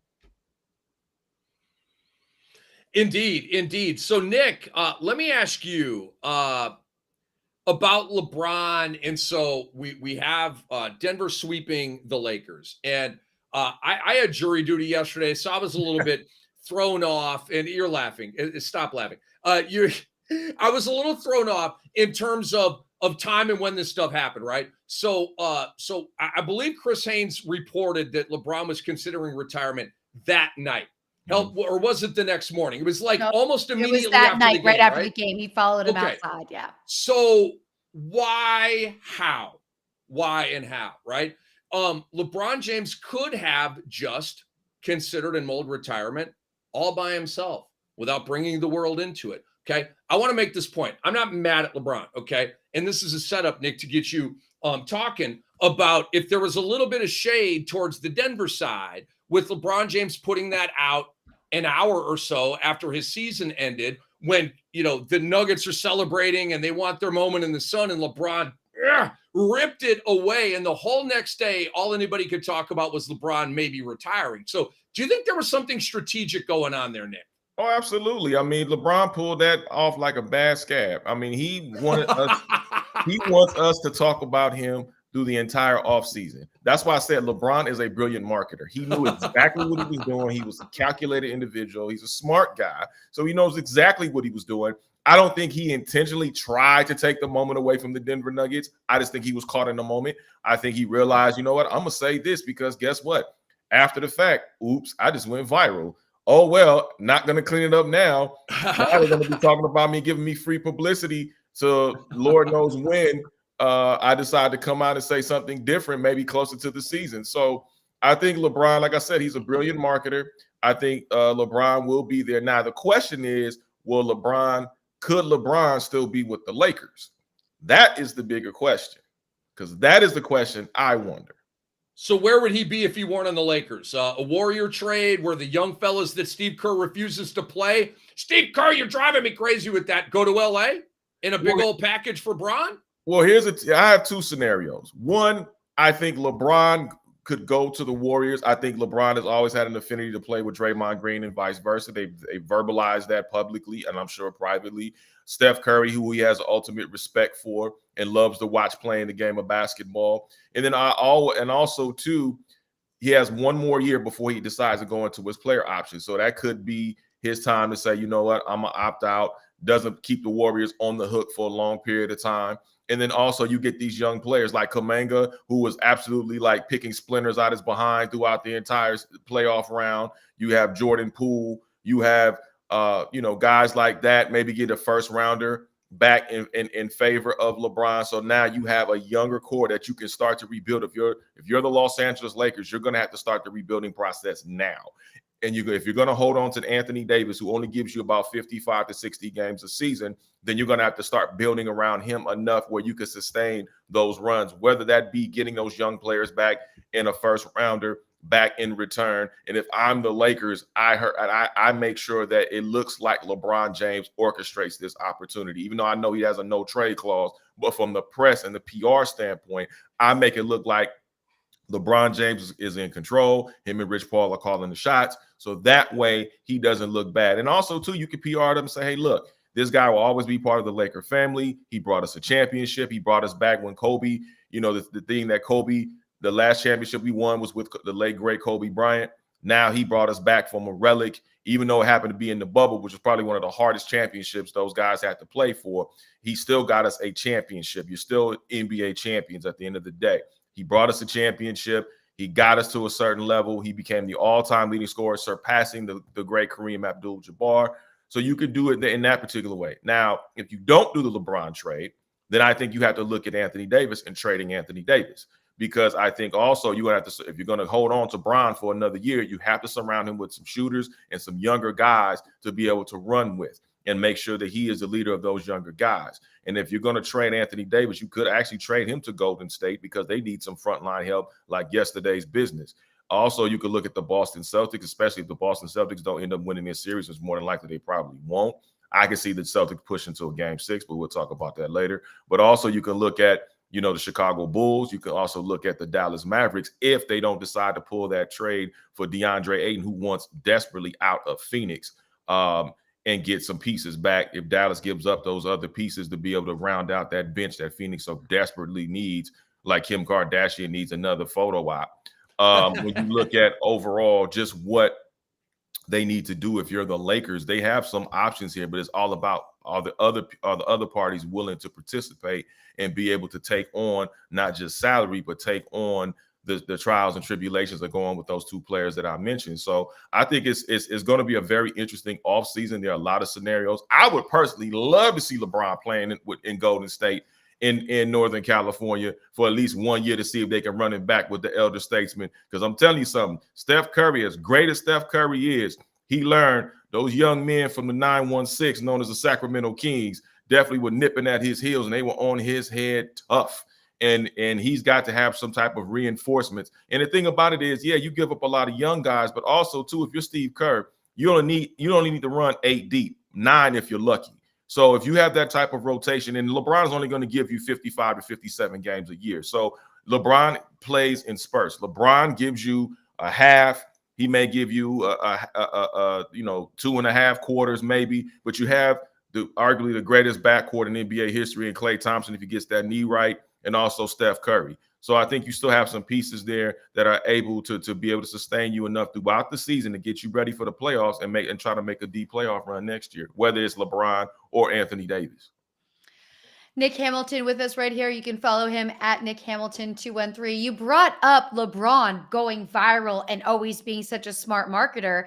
I think we also have to talk about someone who had incredible courtside seats that, were given him in a very special way. And that is one Kyrie Irving, who has also been all over the news since that game, and he didn't even play in it.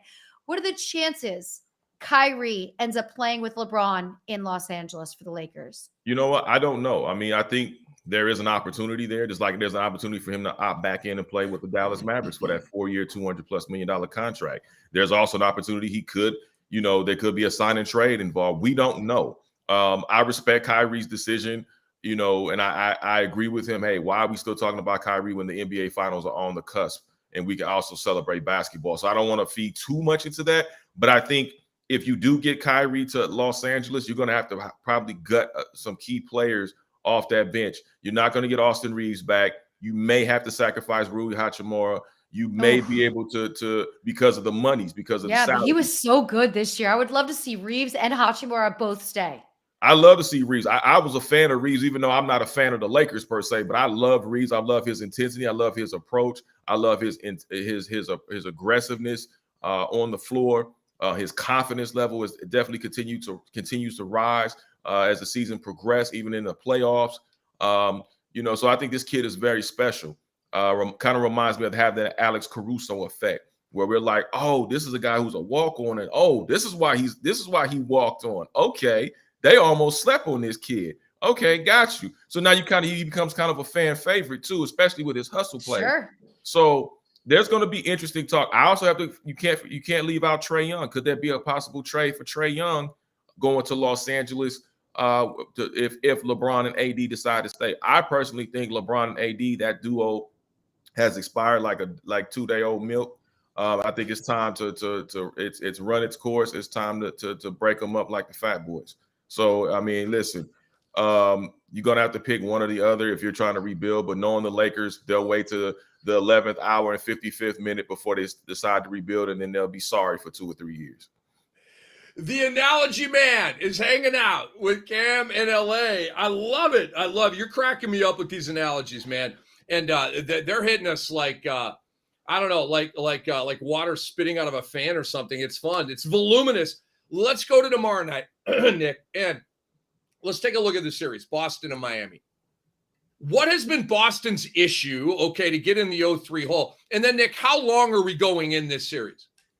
I think Boston's issue has just been their lack of in their sense of urgency. I think when you look at the Boston Celtics in the previous series against the Sixers, when they went 7 games, I think that they were the underdog, even though they were the overdog. But they played like they were overly confident until they became the underdog and they had to play for their life's blood.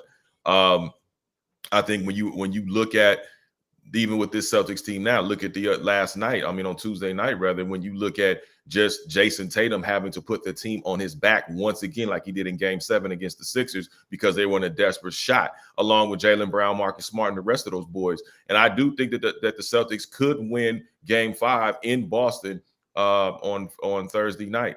I think there's an absolute possibility, but does it go past 6 games? Because here's the thing: Miami still holds all the cards.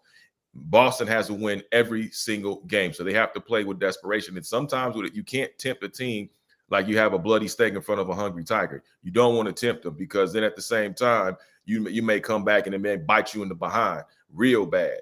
And so if you're the Miami Heat, you want to be able to take care of business. You want Jimmy Buckets to continue to be in his bag, Bam Adebayo, and those guys to be able to keep their foots on their necks and keep smashing the Celtics like gas pedals. And so when you sit up there and you look at the overall totality of what the Celtics have to do and what they must do to keep their season alive, they're going to come out clawing and scrapping like nobody's business. And so I think that the Celtics don't have to take better shot selection. I think they're going to have to be patient. I think they're going to have to play their pace of basketball and not try to play come from behind basketball like they've been doing in games prior. That's going to be the key to their victory if they're going to continue this series into a Game 6 back in South Beach. I got another one for you. And Rick, so you know, we only have Nick for another 4 minutes, so I'll make mine quick. You can make yours quick. Just keep it everybody on time. Another 10 minutes. Y'all got me good. We good? Oh, okay, good. I want to make sure you are a busy man. I'm gonna kick me off. What's up? Well, that's fantastic. So let's say hypothetically, here we are. It's the Nuggets and it's the Heat. The Celtics don't make it.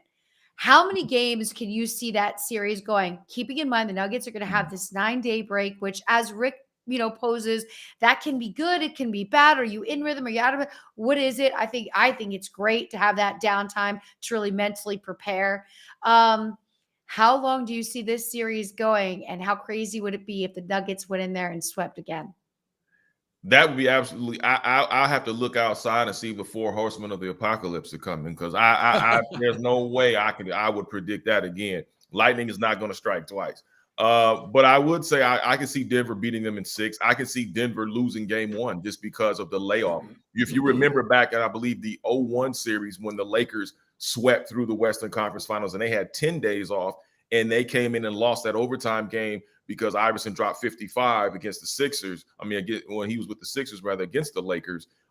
They shocked the Lakers. And I think the Lakers had to wake up and say, damn, we were slipping like a bad transmission. So what do we need to do to get ourselves back acclimated and play our style of basketball and get back to the winning ways that we've been accustomed to? And I think Denver has to be very, very cautious of not allowing that to happen, because that can easily sink in, especially when you have guys that have already played. They're in that rhythm. They're in that mind state. All they have to do is travel. Now, altitude will play a part in this, which I think can give an advantage somewhat to the Nuggets, where they don't get completely blown out. But the Nuggets have to be very careful. And guys get, this, Rick, you cover the NBA. Lisa, you do too. But Rick, you definitely covered the NBA a little bit longer as far as what you've seen, just being around guys in arenas and guys getting tired of just practicing with each other for so long. It's like, hey, man, when we going to get some competition out here? I'm tired of looking at my other teammate.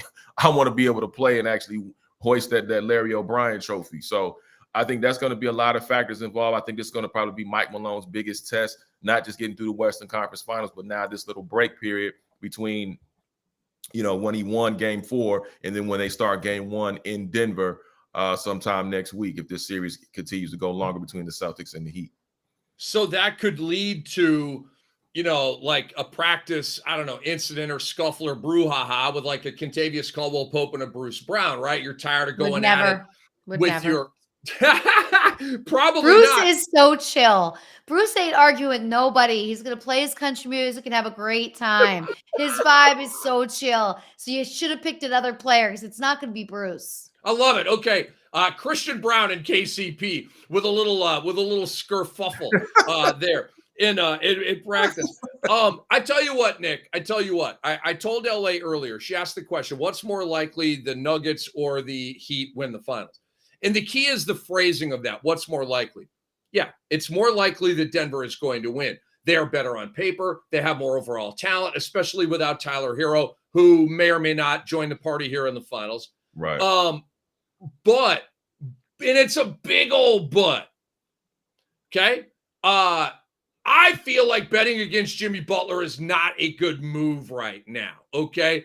Nick, so talk to me about that. You've got this juggernaut of a team, but then over here, man, they're like just a bunch of dogs, man. And Denver's got dog and dogs, but they don't have dogs. And the coach. Like and Miami. Let's not forget about Spoelstra. You know what?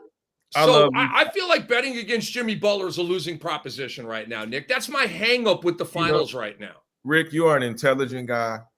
I love you again like a play cousin. Thank you. I love Lisa Ann. And Lisa has oh my gosh, she's incredible. But Rick, I cannot believe that just came out of your mouth right now. I agree. cannot believe that you had the gall to sit up here and say, to doubt Jokic and the Denver Nuggets. This Denver Nuggets team, it's something special and different about this Nuggets team. It reminded me of last year's Las Vegas Aces team, where it was something special about that team. When you had Asia Wilson, you had Chelsea Gray, you had Kelsey Plum, Jackie Young, and those ladies. And then you had a first-year head coach in Becky Hammond, who came from, Coach Pop's system. It was something special about that team. You couldn't quite put your finger on it, but you knew there was something special. You knew something was brewing, and they got stronger through each round. And I think that's what the Denver Nuggets we see in them. There's something special about this team. There's a different vibration. There's a different culture. I don't know if they saged the arena before the season. I don't know what they had. Maybe they called Kyrie to they get his saging teacher or whatever. I don't know what they did, but it was something different that they did with this team. And Mike Malone has evolved as a head coach as far as doing things a little untraditional than we've seen in times before. And I think there's something different about this Denver Nuggets team. As long as they stay healthy and stay focused on the mission at hand, which is the raise of Larry O.B., I think this team, I don't see anybody beating this team. They beat one of the better teams in the Final Four, and that's the Los Angeles Lakers. And so they were able to get stronger by beating that team and dominating that team the way that they did, giving them the broom service to Acapulco or Cancun or couch surfing, whatever they want to do. I think this Denver team is special. No disrespect to Jimmy Buckets. I love Jimmy Buckets. I love his heart. I love the way he's leading that team, especially with Udonis Haslem on the sideline and those two kind of iron sharpen iron. But I think, and props to Coach Spoelstra, I think who's an underrated coach as far as not getting the true respect that he deserves as a head coach in this league and has been for quite some time. But it's Nugget season. Hey, LA, can I follow real quick with Nick here? Nick, I love the take. I basically agree with everything you're talking about, and I haven't firmed up my finals prediction yet. I'm playing mental tennis in my brain on this Jimmy Butler thing. All right, but let's just play this game real quick. Who is more talented, the Miami Heat or the Milwaukee Bucks? You mean the Denver Nuggets? No. Let's talk about the Miami side here for a minute. Okay. Who is more talented, Miami or Milwaukee? I think they're almost evenly matched. And the reason why I say that is this: when you look at Giannis Antetokounmpo, when you look at him, he's a force. He's a beast. You also look at Chris Middleton. When Chris Middleton wants to play, he will play. There are some bench pieces that can come together. But I think when you look at the Miami Heat, when you look at Bam Adebayo, when you look at Jimmy Buckets, when you look at Tyler Hero, as you mentioned before, he was injured. I think that slight advantage could go to the Miami Heat just because of what they put on paper and what they've shown on the court. So if that answers your question, I have to go slightly with the Miami Heat. Interesting. It absolutely does not marry with the whole line of thinking that I had, but it's fine. And it underlines the debate that we're having here. Okay, I'll fast track this. I believe that Milwaukee was quite a bit more talented than Miami, especially after Hero went out. I believe that the New York Knicks had more overall talent than the Miami Heat. And I believe that the Boston Celtics have more overall talent than the Miami Heat. I also believe that the Denver Nuggets have more overall talent than the Miami Heat. But having overall talent against the Miami Heat has not mattered yet to me. And it depends on how you grade these teams versus these teams. But to me, they've been at a talent deficiency in all three series. And yet they've won, and frankly, in rather easy fashion. 4-1 against Milwaukee, 4-2 New York. Looks like 4-1, maybe 4-2 here against Boston. And so that's another hang-up I have, Nick and Lisa, is that Miami has beaten teams that I feel like had more talent than them the whole way. So yes, Denver has more talent than Miami. But then why would Miami lose to that team? They've been beating all these other teams who are more talented than them. I will step in here and say this. Like, I just think the way Denver is humming at this part of this season, the rhythm that they have, is just unbelievable. Murray putting up 9 additional points in this postseason than regular season. Just the consistency that there's just something about the energy where it seems like you got that perfect potion going, right? The recipe is perfect. The sauce is just right. And I think all of that is making a difference for them. And we're seeing it. And look, LeBron played his heart out. AD even had some great games. D'Lo didn't come through. That was something we were talking about earlier. I was worried. I thought the first 2 games were just altitude, but he really fell apart, which was not what we wanted to see. I do think the Denver Nuggets will win this series, whether they face the Heat or the Celtics. Well, also too, Rick, I want to pose this question out there. Who has the harder conference, the Western Conference or the Eastern Conference? Oh, man. That's a tough one this year. In past years, it was just obvious, the West, right? The East at the top was pretty rugged and pretty badass. Knicks and Cavs even, and then obviously the big three with Milwaukee, Boston, and Philadelphia. You look over at the West, Memphis was kind of fraudulent without Adams and Clark.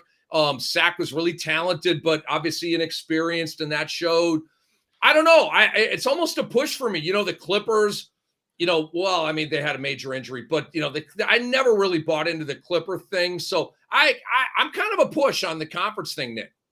I'm going to say the Western Conference, and here's why. Because when you look at those squads, when you talked about Sacramento, which nobody saw Sacramento being turned around that quick under Mike Brown and creating that culture and being in the top 4 seed pretty much the entire season for the most part, right? Yeah. You look at the Los Angeles Clippers before the decimated injury by Paul George.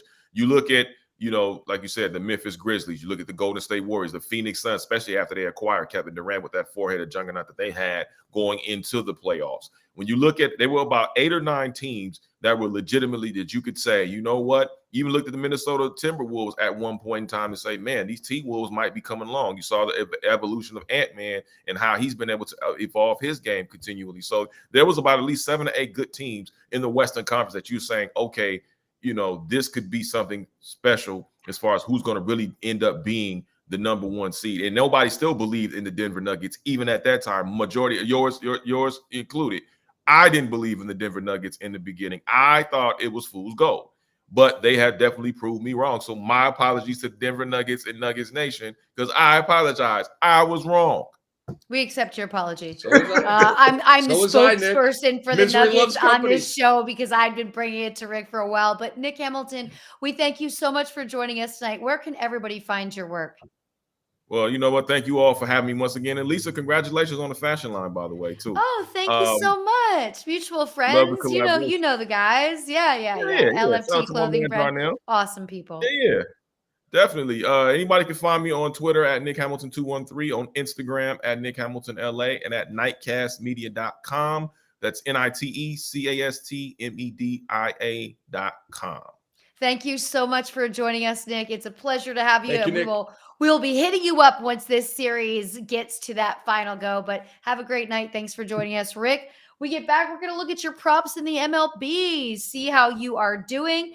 We've got Jeff coming in late. Jeff, you must have had to work late today.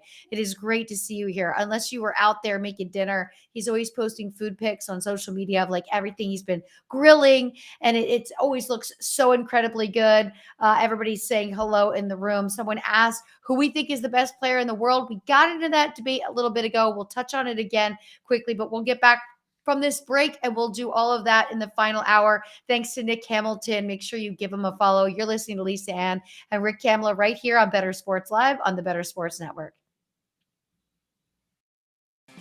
the Detroit Lions select Sam Laporta, tight end, Iowa. Had to go with your boy Sam Laporta there to pair with TJ Hawkinson. Sammy. I couldn't double down on rookie tight ends. I think that's taking it a little too far. This could be one of the most exciting rookie tight end classes in a while, just based on the archetypes of these guys, of the Dalton Kincaids and the Sam Laportas. Obviously, Green Bay drafted two themselves with Tucker Kraft and Luke Musgrave. So after Kincaid, I would say is probably the consensus with tight ends. Like, who do you like as far as the best ball, like end of best ball? Do you like Laporta, or is there anybody else you like more? I do like Laporta. We're looking for guys that can be a top 2 target on their team. So any path, any argument you could make, right? So you can make the argument that Dalton Kincaid is going to be a top 2 target with after Stephon Diggs. You can make an argument that with Jamison Williams suspended, now Sam Laporta is just going to play straight up wide receiver. He looks like a wide receiver. Why can't he line up out wide at split end, right? It's like Marvin Jones and Amon-Ra St. Brown. I would also throw another name in the ring, and I don't mind, since we're doing this for the fans, for the kids. He's still on the board. Luke Musgrave on your Packers. They're not super loaded at wide receiver. We like the guy Reed they drafted, but you never know. So why can't Luke Musgrave be a big slot? In fact, they drafted 2 tight ends, Tucker Kraft and Luke Musgrave. Tucker Kraft is more of an inline guy. They might just go 2 tight ends right away. Tucker Kraft inline, Luke Musgrave in the slot. Why can't he be a target monster for Jordan Love? So those are the guys, those are the conditions that you need for a rookie tight end to succeed. They need to not only be the best pass catching tight end on the team, but a top 2 pass catcher on the team outright. That's how you get Kyle Pitts. Evan Ingram as a rookie was top 5 because Odell Beckham Jr. hurt his knee 4 weeks into the year. So that's the formula. We're looking for guys that can actually be a top target right away. Otherwise, we're playing the sit and wait long-term game, which is what you're doing with guys like Michael Mayer.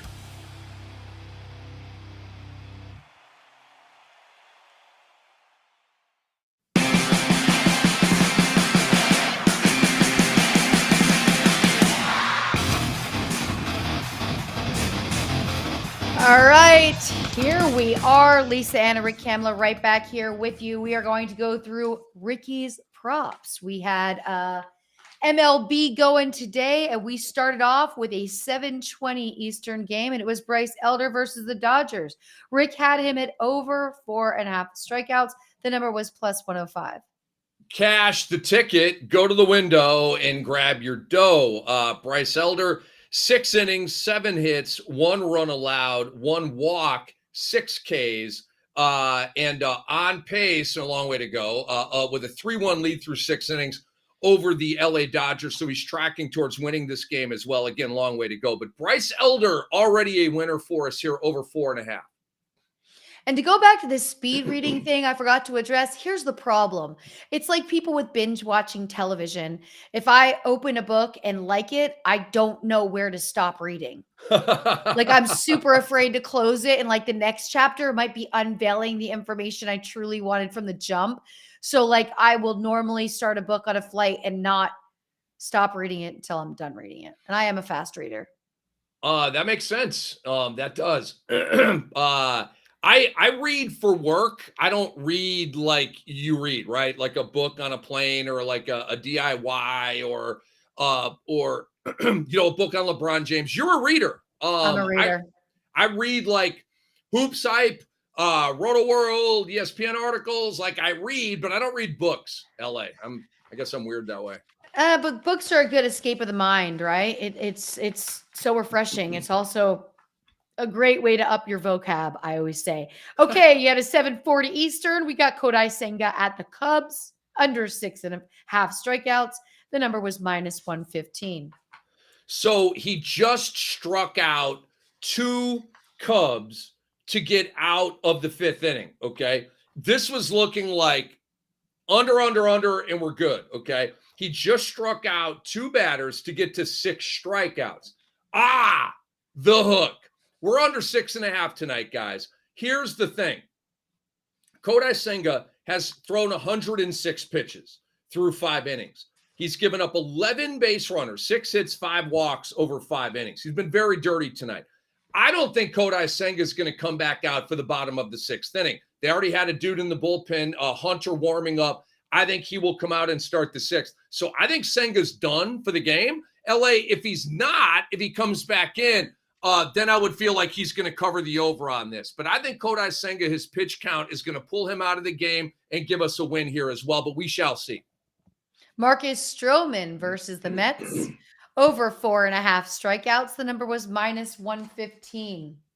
So this one is a little bit of a weirder read. Stroman has only 3 strikeouts through 5 innings. He's been very good, though. He's only given up 3 base runners over these 5 innings. 2 of them have scored. He gave up a home run in this game, and I forget who hit the home run right now. But 3 strikeouts. But here's the thing on Marcus Stroman, LA. He has thrown 49 pitches through 5 innings. Okay, this could be a complete game for him right now if he stays this efficient. Pitch counts now are up to 95. Senga's at 106. So I think that Stroman is still going to hit the over on 4.5 because his pitch count is so low and because he's been so efficient. So I feel good about it. We may be looking at a 3-for-3 here tonight. Well, I'm here for it, man. But let's talk a little NFL. So our man Roger Goodell, he guarantees his money. There's no incentives. There's no signing bonus that isn't real.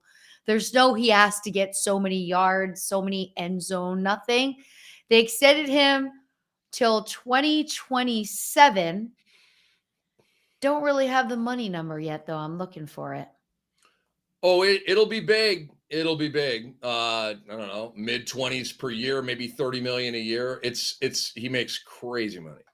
He makes crazy money. I don't know. I'm not a Goodell guy, so I don't, I think he botches a lot of his suspension calls. Frankly, now he just outsources them. He got a few of them wrong. Which is so smart. So smart. Get that into neutral hands, have them come back to me, gather the data, get it off of my back. I just think it's smart because not really what commissioners do, though. Like commissioners, he's doing it, but Adam Silver doesn't do that, right? Like David Stern didn't do that. Guess what? After this Ja Morant situation, Adam Silver just might take a page out of Goodell's book. You know what? I should be outsourcing this. I should go to ChatGPT and I should use some AI and I should type in the situation and I should have AI tell me what I should be doing next. I mean, it's real. I tell you what, this is a big decision by Adam, though, on Ja Morant. Okay, you're saying full season. Many others are saying 40 games, 50 games. Others are saying, okay, 8 didn't get the message home. Let's double it. I'm at 20. LA. That's so not enough. That's my number here. I maybe I'm naive. Maybe I'm gullible, which I'm not either. But in this regard, maybe I am. Here's why I'm going to tell you it should be a full season. There are things we don't know yet. So there's been a lot of investigating going on. Good point. With the video, right? So we know that the friend shot on his Instagram story, this and that. But what we don't know is this. Sure, it is legal to own guns in many places in the United States. But who's the one with the concealed carry permit? Are you in a state where you're allowed to carry? How many guns are in the vehicle at one time? You pulled the gun out in a vehicle, which again, even if you did have a concealed permit to carry, waving a gun in a car would be an offense across that and could jeopardize you having the permit to carry. There's so many more layers on the action of just walking around with a gun. Do we know those things yet? And those are the things that he's collecting all the info on right now. But I think that should play a big role in it. Random person gets caught with gun in car, doesn't have a permit to carry. It's a huge problem. Why should it be any different for Ja Morant? You mean versus a regular person? Yeah. Yeah, I mean, you know how this goes. You know how this goes. When you're rich and in trouble, you just deny. I didn't do it. I wasn't there. I didn't see it. I didn't be it when you were there. And so it was on video, so you can't really deny. No, I know. I'm making a broader point here that when you are wealthy, when you are rich, when you are famous, you just don't suffer the same consequences as regular people. Now, if it's murder or something like that, that's different. but this kind of nuanced stuff where there's gray area in terms of what the punishment may But be what or would not. the gray area be if you're carrying a gun without a permit? There's no gray area. It's the law. There is no gray area. This is on video. People could go back to Adam Silver and say, yo, this kid and his friends are rolling around with a bunch of guns and none of them have permits for these guns. I get it. There are ways around it. The more wealthy you are, the better attorneys you can afford. No, listen, once it's on video, who was the first player to lose everything over being on video on TMZ? NFL player. I know you remember. He had hit would his you say wife. Ray Rice? Yeah. Yeah. And have we seen Ray Rice in the NFL since? No, we have not. We've had a lot of domestic violence. We've had a lot of different disturbances, but nothing yet to be caught on video. And look, Alvin Kamara is going to be dealing with it because that video was released. Anything that's on video is extremely different and difficult to bury. I also think we're at a really great point for all commissioners to say, okay, now we know the risks of social media with athletes. We can't blame them because they grew up with this in their hands since they were 10. This is normal life to them, even though it may not be normal life to a generation or two over.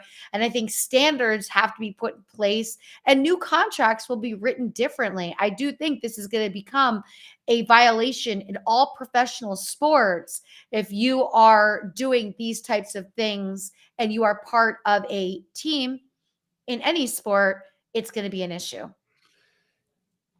But again, it's a full year. I don't know. That would surprise me. I do look. I'm trying to kind of guess what Adam's going to do in terms of that 20 number. He is so pissed that he had to deal. By the way, do you know that video landed on Mother's Day? I just it keeps me. There's so many times I have a tweet, but I know I shouldn't post it, so I sent it to my friends in a group chat. Good vibes only. That's my new rule on Twitter. Good vibes only.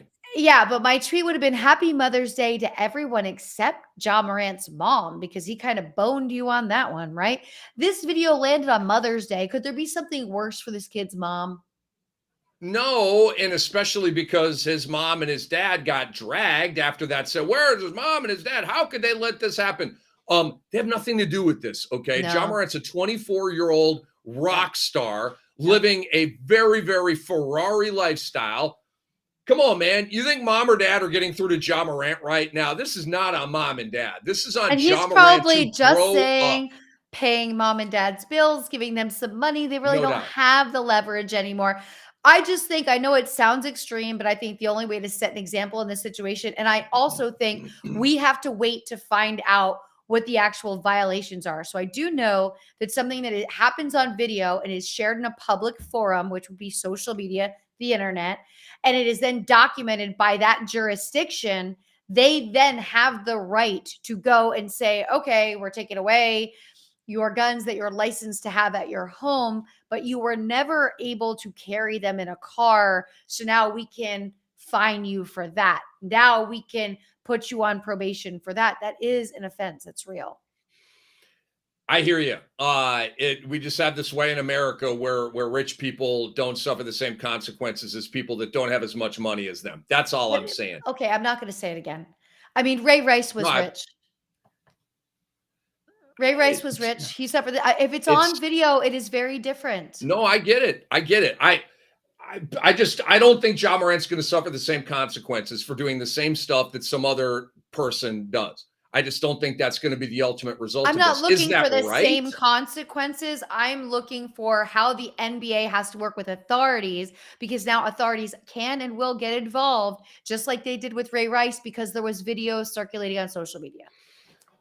Absolutely true. Ultimately, though, it is subjective in terms of Adam Silver's vetting of the punishment. You know, there can be a lot of objective facts in the matter, and he did this, and he crossed this line, and he violated this rule. Ultimately, and obviously if there's a criminal thing going on, then the cops will be involved, charges will be filed. But for the NBA, it's their interpretation of all of this. It's not like, okay, this crime perfectly fits into this punishment, bucket. There is no precedent for this. We've never had a player do something this silly and, once, but then 2 months later after the suspension. We had Plaxico. Remember, Plaxico got out of jail the same day as his shooter because Plaxico went to jail. And if you remember, Plaxico shot himself by carrying Oh, his yeah. own gun. Yep, in a nightclub. Was that a 1+1 or just a 1, though, for It was a Plex? 1+1 for Plax. What was the other one? It was something else before that, but that was, he did But not get away with that, no matter how much. It wasn't 2 dumbass moves in a 2-month span, I'll tell you that much. I gotta say, if you're packing heat and you have that kind of money to pay security that can pack heat to go into a nightclub, then I'm certain you've been in trouble before. Let's go back to the NFL and let's talk about the new Thursday Pretty night good flex point. rule. So the flex rule is very interesting, though the teams will have a 30-day notice. I know this is to protect Amazon because Amazon was very disappointed at the games that they got last Thursday. Because if you remember, we had like 2 good Thursday night football games, and then the rest of the games just sucked. So there's a flex. There's 2 ways to look at this. I understand we're protecting the deal that we have with Amazon because at the end of the day, Amazon's probably going to own all of the TV rights for NFL eventually because they have more money than the NFL network or any other network. But for fans, I've been seeing a lot of different conversations about, hey, what if I have family coming into town and we bought tickets to go to this game and then this game isn't happening? Well, that's kind of, that causes a tricky situation. Players don't love it because they like to be set on their schedule at the beginning of the season, know what they're preparing for, and just ride it out. How do you feel about the flex for the Thursday night football game? The scheduling stuff really doesn't move my needle. Like the games are going to come and it doesn't really matter what game it is. It could be, a terrible I'm thinking of a bad division here. It could be a Colts and Texans game. We're going to watch. We're going to probably complain about it. I think it's the right thing to do. More flexing should be allowed, especially in the NFL, LA, because there are so many surprises in the NFL, and the surprises are born of injuries, right? You have a team that they lose 3 offensive linemen in the first month of the season. Their season is not going to go the way they thought it would. And so later in the season, when they're, 3 games under 500, when we thought they'd be 3 games over 500, these networks should be able to get out of that previously arranged broadcast and give us the best in the best windows. But you know me, LA, you had me at the Shield. So I'm going to be watching the terrible games, the awesome games, and everything in between. Well, let me flex it then for, let's say, some of your fantasy football players, okay? So you had your season lined out. You're looking at the week ahead. You know who they're playing. You know who you're going to put in by who they're playing. This could happen during Buy-Mageddon when you have very few choices. The next thing you know, your wide receiver that you were going to use because your other 2 are on bye week is now in a matchup that he just can't win. How are you going to feel then? Because I think there's going to be fantasy implications to these changes because first of all, we're going to be looking at bye weeks when we do our drafts, and this is going to throw off our bye weeks. Second of all, you've got more teams than ever traveling internationally this year for a bigger international season.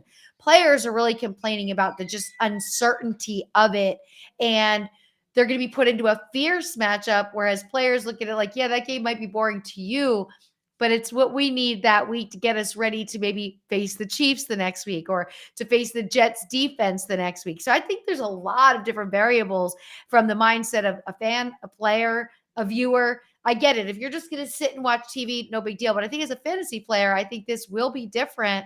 And I think it's going to change a little bit how we're looking at our team that week before. Well, and especially if a player involved in the game that's moved is injured and you want, as much info and as much runway to that guy maybe or maybe not playing as you can. So if there is a player that you have who's wounded and it's a Thursday night game, but then flexed to Sunday, maybe that 3 extra days gets that player on the football field as opposed to him missing that Thursday night game. So it definitely creates and it could have the opposite effect as well. What if you had somebody that only needed another day or 2 recovery and they weren't supposed to play till Sunday, but now that they're playing on Thursday, they're out?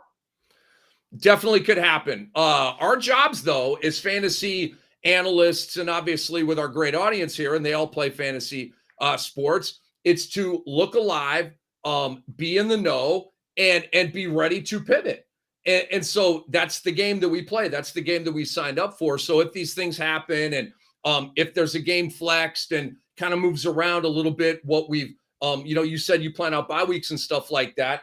it's one of those, that's the game that we choose to play, fantasy football. And it may get a little bit more strange because of these flexes. There's no doubt. No doubt about it. Austin Eckler is staying with the Chargers. Where do you have Austin Eckler ranked? Is he in your top 5 running backs or top 10 running backs this season? Definitely top 5. He is, and even higher than that. Like, I don't trust Christian McCaffrey. I mean, he's phenomenal. He'll be very high on my list, but I'd rather have Austin Eckler. He's a touchdown machine, and he's pretty durable. And by the way, he's got the motivation of all this contract stuff going on, and he did get, I believe, $2 additional million. So he got a little raise through the whole thing. This sort of like offseason holdout, I guess, if you will, soft holdout. He did get a $2 million raise out of it, so good for him. But I think all sides are winning here. Austin got more money, which is what he wanted. He didn't Team chemistry stays the same, which I think is fantastic too. No doubt. But the team is the biggest winner here, okay? Because like we talked about, Austin Eckler is a stud. And 7 years ago, he'd be making $15, $16, $17 million a year. It's 2023, and teams aren't paying running backs. And so he got more money. That's a win for him. But the team gets their stud, Austin Eckler. Yeah. They will make what they're going to portray as a championship run. And again, completely fail their fan base in the playoffs. We already know how this is going to go. It may happen before the playoffs. And then Austin will be a free agent next summer. And Austin is going to be very, very disappointed when he hits free agency next summer and he sees what's available for him, because there's going to be a nice Miles Sanders type of contract for him. But I don't see anybody going out of their way to overpay Austin Eckler, because you can't grind out possessions with him. He's awesome in space, the best pass catching back we have in the NFL, but he's not a grinder where you have a lead and you can run the clock with him and just get 3 yards, 4 yards, 7 yards, 2 yards, 5 yards, 6 yards, and move the chains, right? He's not that dude. And so teams are going to look at him as a compartment back or a committee type of back, and they're not going to pay him. Yeah, I mean, look, we have not heard one word about Ezekiel Elliott. When you talk about not paying somebody, we've got quite a few running backs. Now, look, we know OTAs started this week. We know we're going to start to hear about injuries there. But I'm wondering, like, if I had, a crystal ball, when's the week that Zeke's name gets thrown into something? Or does he make a deal to go back to Dallas? Like, there's just been no banter. And this is the strangest thing to hear. Absolutely no banter at all.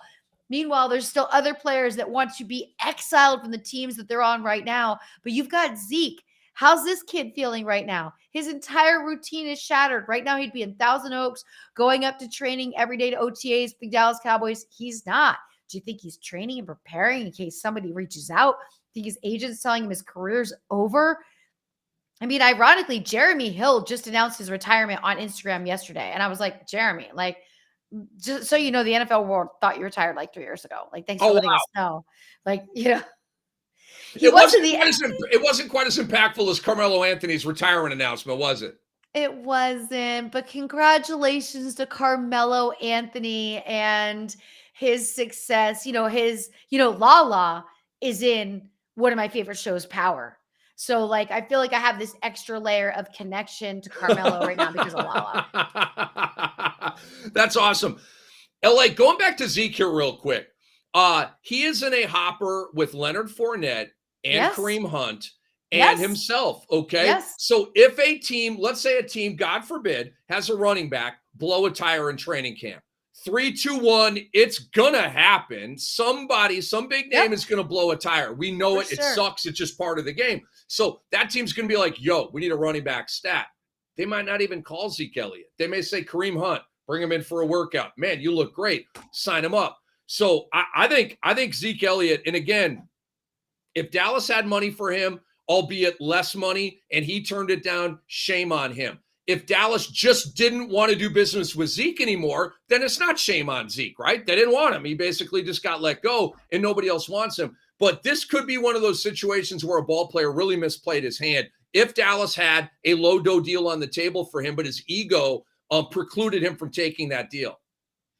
If you had to rank those three, how would you rank them? I'm talking Ezekiel Elliott, Kareem Hunt, and Leonard Fournette. I'd rather have Zeke Elliott. I would.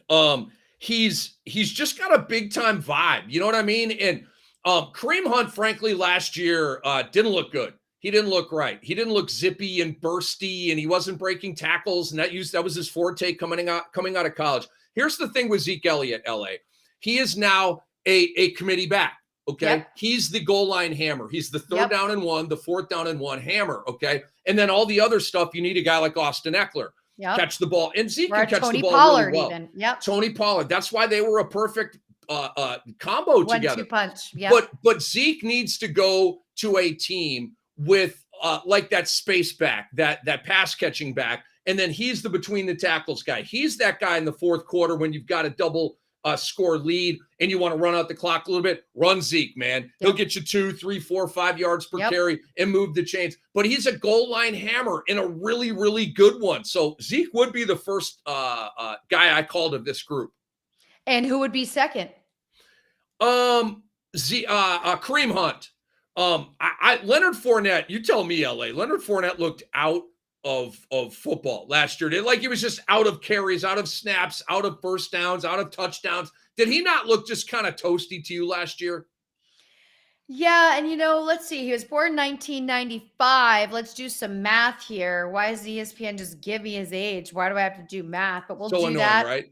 Okay, 23. So 28, I think, was what right So around it's not that 28. he's that old, but remember, Tampa had a ton of injuries to their line before the even season started last year, which could have made Leonard Fournette look really bad. 668 yards on the season, only 3 touchdowns, only averaging 3.5 yards per carry. Not great, but I don't think he was in a great system. I still think he has some more legs on him. I like him a lot. I think I would go Zeke, Fournette, and then Hunt.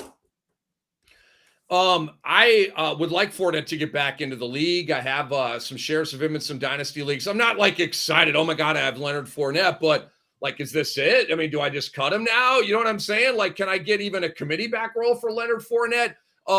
But the bottom line is LA, and it's unfortunate, but all 3 of these guys are going to need a catastrophic injury to maybe allow them back into the league.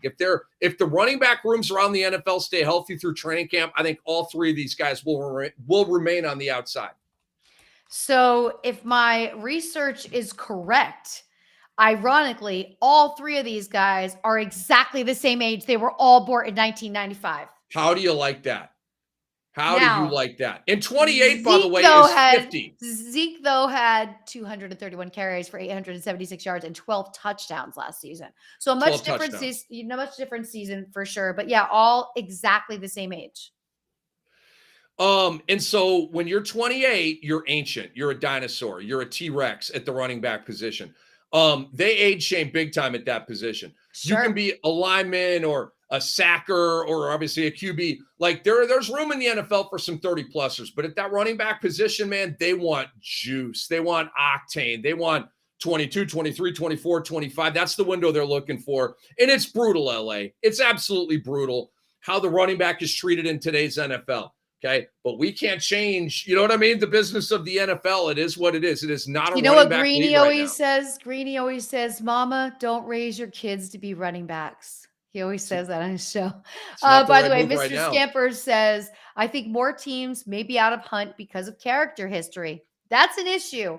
And I'll tell you who that's never been an issue with. It's never been an issue for Leonard Fournette. So if I were to rank players with the least amount of drama, then out of that same 3 running backs that are still out there and available that are the exact same age, I would have to rank Fournette, Zeke, who's had his share, but Hunt's has been much grimier. We're going to get to a quick break. Before we do, I want to remind you about Bettor Insights. Get the Bettor Sports Network newsletter emailed to you every day, including our Bettor Bet, exclusive offers, program alerts, special events, and top moments. Register for free right now at bettorsports.com. We will get back to all of you. We'll be checking on Ricky's props. We'll be talking a little bit more NFL because I am super excited. June 1st, I start 30 drafts in 30 days. I will be in each league. I will be doing a live stream while I'm drafting my best ball team with all of you. That's at Fantrax. But we're going to get to a break and we'll continue the conversation on the other side. You're listening to Lisa Ann and Rick Kamla right here on Bettor Sports Live on the Bettor Sports Network.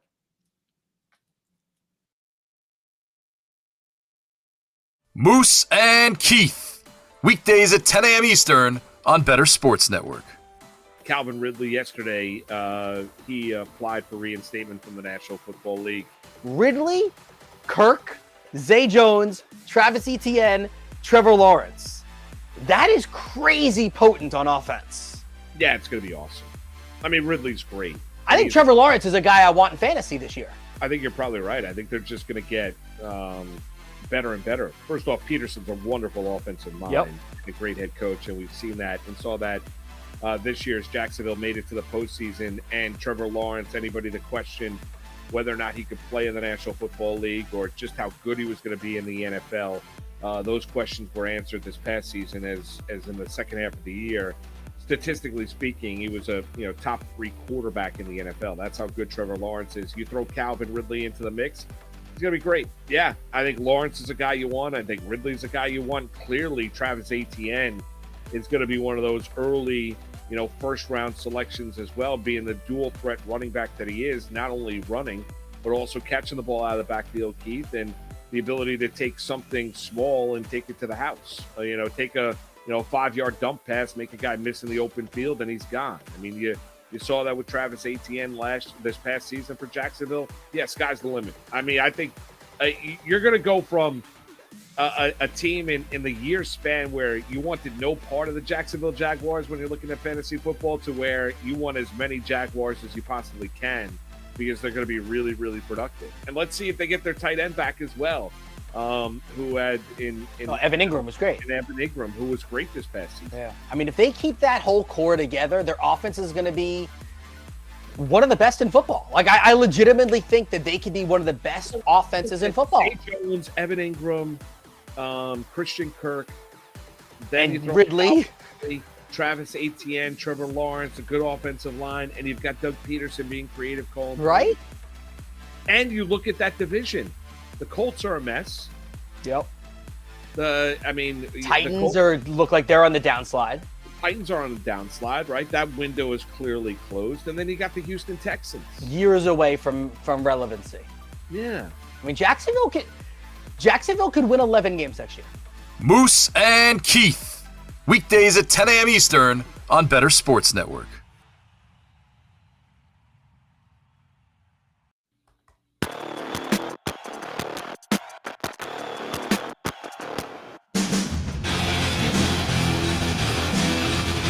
We are back with you right here, Lisa Ann and Rick Kamla in the house on Bettor Sports Live. I forgot to ask you this, Rick. Please tell me that you saw the clip of the squirrel at the Yankees game last night. I did not. I did not see that. Okay. I'm retweeting it right now so you can look at my timeline and look at it because it is the funniest thing ever. So on ESPN today, they pulled it up on the big screen and they did a whole PowerPoint presentation, like a whole thing about it. It was hilarious because what they talked about was they went through all the guys' faces and the younger guys, and then the older guy that's sitting there in the red shirt who just looks like he's seen, dark shirt with glasses on. He was amazed by it. Like, he's seen life. And what they said on ESPN this morning was, don't bring any of these guys in the first 4 of seeing a squirrel to a fight. Because obviously these guys are scared of a squirrel. It's a squirrel, but it was probably just it was just a great moment. I actually caught it last night and then it made it across the field as well. But it was just like hilarious to watch all their faces as they see a squirrel go across there. Yeah, I'm looking at it right now. It's like I mean, it's so soft. Like, it's just a squirrel, man. And they're like, oh my God, it's a squirrel, like backing away like it's a raccoon with fangs and like rabid teeth or something. The like, looks on their faces was like the best. It's funny. This is and great. By video. the way, these kids are going to be so famous on the internet, and their friends are making memes of them and making fun of them forever, dude, because it was just a squirrel. It's just a squirrel, man. It's probably not going to bite you. Probably wants an acorn or something like that. How about the squirrel's landing? Okay. It goes on the top of the railing. By the way, they captured it so well. They got it in slow-mo. It's awesome. Like right here, he kind of falls and slips, does the Bo Jackson like run on the wall thing, and then like goes, woo! I'm just kind of levitating back down to the ground. That's pretty. This is cool video, man. But you got to think about it. Squirrels love like nuts and stuff. Like all those people eating peanuts at the games, you'd think you'd be down below. But it was just a moment that I had to bring up. I didn't know I if love you it. had seen it. So I had to repost it and share it with you because I know when you're doing NBA radio, you don't always get to catch all these silly little clips. And they're absolutely my favorite. So let's go back to some NFL talk. We know the Eagles are going to be really looked at as serious competition this season. By the way, I thought the Eagles would be a great home for Zeke. Yeah, maybe until, yeah, I see where your head is at. And then they went and traded for DeAndre Swift. And now you've got Gainwell, Scott, Rashad Penny, and I know. And DeAndre Swift. Look, Rashad Penny may not make this roster. Right. Because I don't believe he's practice squad eligible. You guys can correct me if I'm wrong on that, but probably not going to keep all four of those running backs. Rashad Penny may be the odd man out here, which definitely does not leave room to go in division and poach Zeke Elliott. Yeah, but if there was an injury, that would be the chance right there. So let's talk about the odds for the Super Bowl 58 champion. The Chiefs are at plus 600 and the Eagles at plus 650. The Eagles got to feel pretty darn good about themselves for being in this part of the conversation. What are you betting on those two? I'm definitely betting the Eagles. I think the Eagles are going to win this championship. I think they have the best roster in football. They have a guy that I believe is going to win MVP as well. I think Jalen Hurts is going to be the MVP of this league. I think it's going to be Philadelphia. They're going to complete it. They've got unfinished business. Kansas City's not had a great offseason, okay? Their offensive line has taken hits. Their defense is very, very average. They lost Thornhill, their safety. And you think about their wide receiver room, okay? You had Richie James. You had Rashee Rice. I'm not really impressed. I did love Mecole Hardman. Mm-hmm. Right? I did love them bringing back Jerick McKinnon. And obviously that was let's see what we do in the draft. And if we don't draft a running back, then we'll bring you back. And if we draft a running back, then sorry, dude. But beat it. But look, Kansas City, they're going to hit the over on their win total, which I believe off the top of my head is 11.5. I did it for all 32 teams. I'm pretty sure it's 11.5. Come on, man. 11.5 can't contain the Chiefs. It's Andy Reid, it's Pat Mahomes. They'll figure out a way to win at least 12 games. And they're going to be a contender. And they might even be back in the Super Bowl. But Philadelphia is a better football team than them right now. They don't have a better coach or a better quarterback, but they're the better overall team. And LA, you know this, and our audience knows this. Philly probably wins that Super Bowl if Jalen Hurts does not fumble that football. Not trying to call the young man out. I'm just saying, that was literally the pivot point in that game. They were that close to winning last year, and I think they come back and complete the mission this year.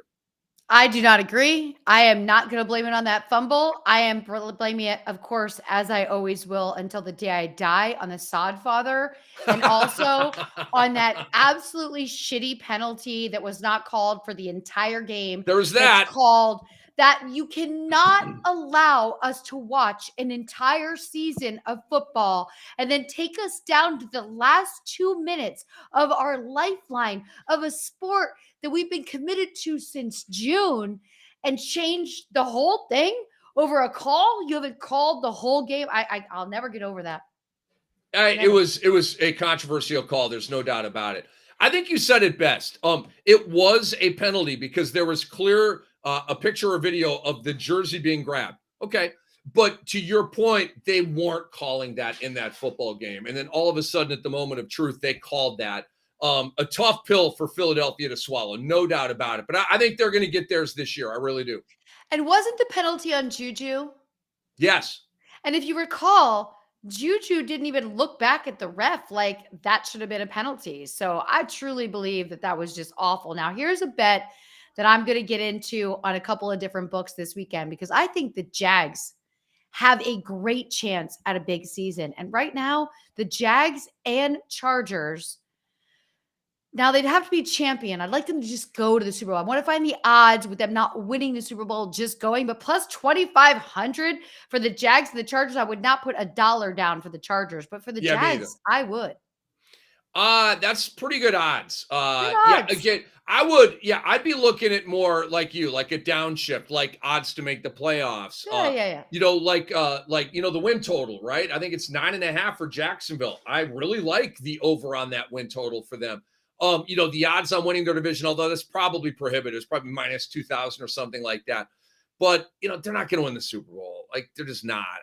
First of all, I got the Eagles winning it. I don't, Buffalo, Cincinnati, and Kansas City is quite the damn gauntlet for a team like Jacksonville to go through. Okay. They beat the Chargers last year and then lost, right? Okay. They beat the Chargers. Cool. You beat the Chargers. You're ahead of schedule. Everything's on track, but you beat the Chargers at the end of the day. They're the Vikings of the AFC. I like where your head is at with that. In terms of Jacksonville, I think they're going to have a very, very bright year. No doubt about it. Yeah, I'm gonna be heavy on Jacksonville in my upcoming drafts. Okay, here's something that really stood out to me earlier. Odds for comeback player of the year. Now, this, I understand the reasons for it. I already will tell you who it's going to be, and so will the books, because the number on this player is minus 650. So obviously we know DeMar Hamlin is going to win the comeback player of the year. Fantastic. It's a great story. When you throw Russell Wilson in here with Tua doesn't really need to be a comeback player due to injury, because when Tua was in the games, he was playing very well. Actually, he was number 3 in his QBR in the league in the games that he played, number 3. So this is kind of silly, but it's plus 2,000. The other player on there is Russell Wilson. If I was Russell Wilson and I saw that the books had this little faith in me to actually be the comeback player of the year, I'd feel pretty bad about myself. Yeah, you would. By the way, I saw him in a Nuggets game. I'm such a nerd. I saw him. It wasn't when he was exchanging like the phone with Sean Payton and all that. It was the other game. He was wearing like a burgundy kind of sweater, kind of like a tight fitting deal. And me and Russ, right? So I had to kind of check out, how we looking here? What kind of shape we in, right? And I saw more padding than I wanted to see. So I'm not convinced that Russell Wilson's kicking ass and taking names, and that he's not on the banquet and jet set circuit, which I believe that he is. So I will fade him once again. The DeMar Hamlin thing, LA, is very interesting because Vegas is telling us that the NFL is just going to give DeMar Hamlin this award. Yup. Like, for this year, nothing matters. It's just the fact that this young man, God bless him, and thank you, God, and all the people working and having God work through them to resuscitate this young man and bring him back to life. Okay. He is not going to start for the Buffalo Bills outside of an injury. Micah Hyde and Jordan Poyer will be their starting safeties. He's not going to start. Okay. So he'll be a special teamer. He'll be a sub package guy. If a guy gets hurt, he'll go in. This is not comeback player of the year type of stuff. Okay. But we have the whole story in this. So we're betting on a theory that the NFL will just give him this award, as opposed to a running back that got hurt and sucked last year, and now he has 1,300 yards and leads the league in rushing. And we're not going to give him comeback player of the year, even though he was the comeback player of the year. We're going to give it to DeMar Hamlin. Okay. Like, I'm not mad about it. I get it. It's the payoff for the odyssey and the journey and the near tragedy and all that. I totally get it. But we have not gone down this road before, LA. This is brand new for us bettors, okay? Right? We're trying to bet on a theory that the league office is just going to hand an award to DeMar Hamlin without really betting who should actually win the award. It's kind of Twilight Zone stuff, man. Well, let's go to one more here then. Odds for Rookie of the Year, okay? Like, I'm already telling you that in my first 5 best ball drafts, it's going to be easier for me to get Bijan Robinson than after, because people are going to start to get to know my whole thing, right? So he's going to be harder to get. But I do believe he's going to go in the first or second round in a best ball. Maybe not in a season-long league, but in a best ball. He is plus 250. Bryce Young is plus 500. And Anthony Richardson is plus 600. And these are the odds right now for Rookie of the Year at DraftKings. Okay, Bijan Robinson should not be in plus money. Bijan Robinson should be minus 200, minus 170. This is such a banger. LA, if I could bet, I would have money on this. I would have at least $100 on a future bet of Bijan Robinson to be the offensive rookie of the year at a plus 250. These odds are not right. They are not right. And those of you who are not in a weird state like Florida that doesn't allow legalized sports betting, bang on this and thank me later. Bijan Robinson's going to win this. LA, Bryce Young is on the Carolina Panthers, a team coming from the wreckage out. Frank Reich is his coach. I don't like Frank Reich, okay? He runs vanilla, boring stuff, and I just don't like it. And then you got CJ Stroud over here. He's the quarterback of the Texans. This just in. They're going to suck again this year, okay? Next year, we can have a different conversation. So I don't see Stroud or Bryce Young going crazy with the statistics that would make you forget their win-loss record. Oh, my God, their stats are amazing. I don't think their stats are going to be amazing. Bijan Robinson might lead the league in rushing, Lisa Ann, okay? He's going to get 1 million touches there in Atlanta. I can't believe this is plus money. I really can't.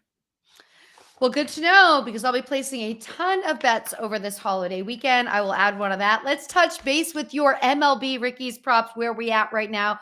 Your first one was Bryce Elder versus the Dodgers, over 4.5 strikeouts at plus 105. What do you got for your boy?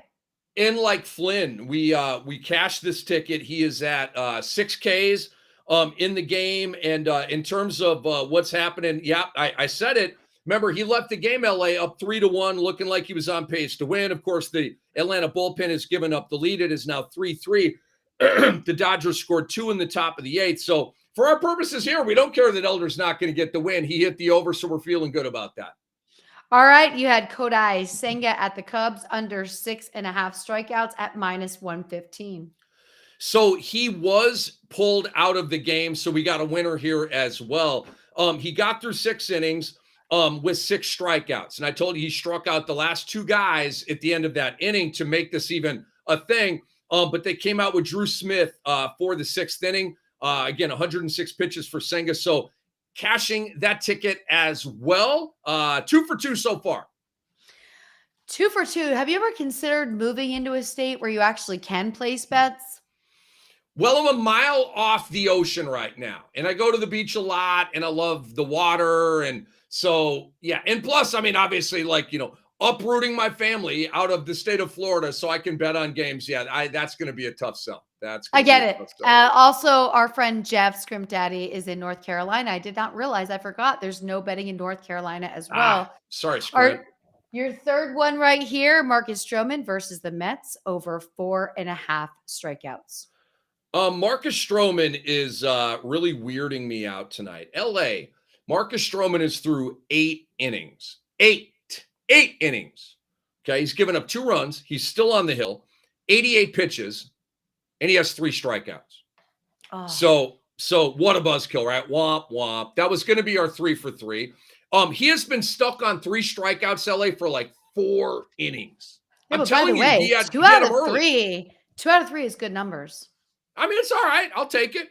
It's not too bad. But I mean, Stroman was like, there's no locks, right? But like, he was looking like, I was like, oh my God, he's totally going to get this. He needs 2 more strikeouts. He's got several innings to do it, and he hasn't done it.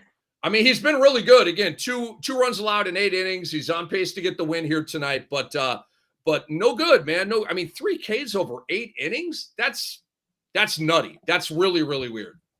Since we had some late visitors come into the show, let's recap on your Thursday night bets here. We got the game tomorrow night. You got Bam Adebayo at Boston. Over 17.5 points, in case any of you who live in a state that can bet, want to bet. The number is minus 110. Yeah, for Bam, we have a principle of due opportunity here. He's been in a lull, 23 points combined in the last 2 games. The shot attempts have been down to 6 per game. In the first 2 games, when he averaged 21 points per game, he took 15 shots per game. I believe, and they're pulling Stroman out of the game. They're all congratulating him on a great start. So he will finish under the 4.5, which sucks, but it is what it is. What it is.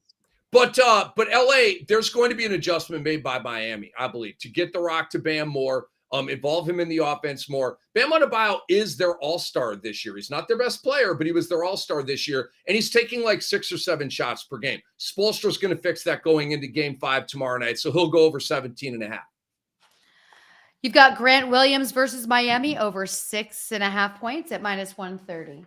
So since going back in the rotation, he's been living over this number, 9 points, 12 points, and 14 points, laughing at this paltry 6.5. And he's going to stay in the rotation. They got their only win in the playoffs in this series against Miami with Grant Williams playing some defense on Jimmy Butler, score on the rock. So Grant Williams' minutes, I believe, are going to hold up. And if his minutes hold up, then he's going to hit the over here on 6.5. Caleb Martin at Boston over 12.5 points, -105. So I got a Caleb Martin vibe tomorrow night, LA. We'll start with the because points you got him here. with 2 bets right here. 2 bets for Caleb Martin. He has been over this point prop in all 4 games of this series. He's having a breakout performance. He's gone 15 points, 25, 18, and 16. He's laughing at this 12.5 number. The Celtics LA are daring him to shoot. They're sagging off of him, and he is exploiting them to the tune of 46% from three-point range. Why? He's not that good of a shooter. It's because he's wide open. That's why. And Boston has not changed their defense on him, and he continues to put them on the rotisserie. And so if they change the defense on Martin tomorrow night, then maybe we don't hit the over here. But if Joe Mazzulla stays status quo, I think we're going to hit the over here. And last but not least, Mr. Big Face Coffee himself, Jimmy Butler at Boston over 1.5 steals. The number is -160. Yeah, I got the 1.5 threes for Caleb Martin as well. And then I got 1.5 steals for Jimmy Butler. The number that I want the people to know here, LA, is he's played 14 playoff games. He's been over this number in 10 of the 14. That's a crazy high percentage. He comes off a game where he only had 1 steal, which is odd, right? He's only had 4 games throughout these playoffs with less than 2 steals. Last game was one of them. So we get the bounce back factor. We get the motivated factor after a low energy game. I feel pretty good about Jimmy Butler getting us a couple of steals tomorrow night. You know, time is flying. Like it's Memorial Day weekend. Awesome Not just this show. I feel like life, like it's Memorial Day weekend. Like that, like it's always like that's almost like the halfway point to the year. The NBA season has flown by us. Yes, I know there's slow drafts going on. There's other things that people are doing. But I will say the NFL season is going to be in front of us in a minute. Summer flies by. We're all outside more, doing more. You know, you get a little break from your TV shows that you're watching. You get out, you go to the beach every day. And we're going to be in the grind of fantasy football madness in no time. In no time. It's right around the corner. Well, what shows are you watching right now? You got a show you're binge watching or a show that you're like not binge watching. Right now? I watch Succession every week. I absolutely love that show. There's only 1 episode left. I'm going to die when it ends. I watch Power every week. There's only 1 episode left, but then they have all these branch off series. So September 1st, the new series starts with Tommy. But I'm in a good spot because a lot of my shows end in the summer. So I get that like time. Billions is coming back soon. I love that show. But no, I've brought nothing new into my wheelhouse. How about you? What are you guys watching? We're trying to watch this show Swarm. I don't know if you've seen an ad for it or whatever. But it's very different. It's very odd. And we're trying to kind of get into that one a little bit. What was the other one that Charity's been watching? I can't remember right now, but there's another show, a rom-com type of thing. I forget what it is right now, but she LA, I'll tell you about Charity. Charity is notorious for leaving me behind. Okay. On shows. She just leaves me behind. You know what I'm saying? She'll be like, yo, could we sit down and watch? I'm like, I totally want to, but there's like 3 games I got to watch and that kind of thing. So then she just watches them. And then I get left behind and then I don't watch the show. You know what I'm saying? I get stuck on Does like she episode fill you 3. in? Well, I don't really care at that point. Like if I can't watch it, like then who cares? Like if I can watch it, then we can all talk about it and stuff like that. But sometimes she'll go back and watch the episodes over with me. Let me ask you a question. Were you a fan of The Flight Attendant? Yes. Okay. Season 1, amazing, right? Uh-huh. Okay. Season 2, we tapped out at like episode 3 or 4. I commit. Here's the thing. If I'm a fan of the actress or actor, no matter how good or bad the movie or show is, I'm watching it and I'm watching it to the end because I want to be there to support them, right? Like that's just me. It did get super weird. You know what? You have to go back and finish it. Because it got so weird. It's great. Like she becomes a spy. I know, but it's such a leap of faith that she just becomes a spy all of a sudden. And I don't know. And the Rosie Perez part, she's an SB. It's just so I love the hard Rosie. I know. I so know. hard to believe. You know what I mean? Flight but look. attendants become international spies. I don't know. I love it. Now when I'm on the flight, I always ask my flight attendants, when people on the flight, I'm like, do you watch Flight Attendant? Are you a spy? It's kind of like I'm always trying to find the guy that is the air marshal. Because, you know, they always walk who walks on a flight with a book and a phone? No backpack, no bag. Don't tell me you checked everything. You, Good my point. friend, are the air marshal. Good point. So, like, I'm always like, I see you. I see you. Now, especially if they have a buzz cut, right? Like the cop cut. You know what I'm saying? They Like, always do that. Nah, it's not that. Yeah, but you got to go back and you got to commit because it's super, super weird. And I think you would enjoy it. I did like it. Look, I don't have to. Sometimes TV to me is the ultimate escape from my actual life. So I don't overthink it.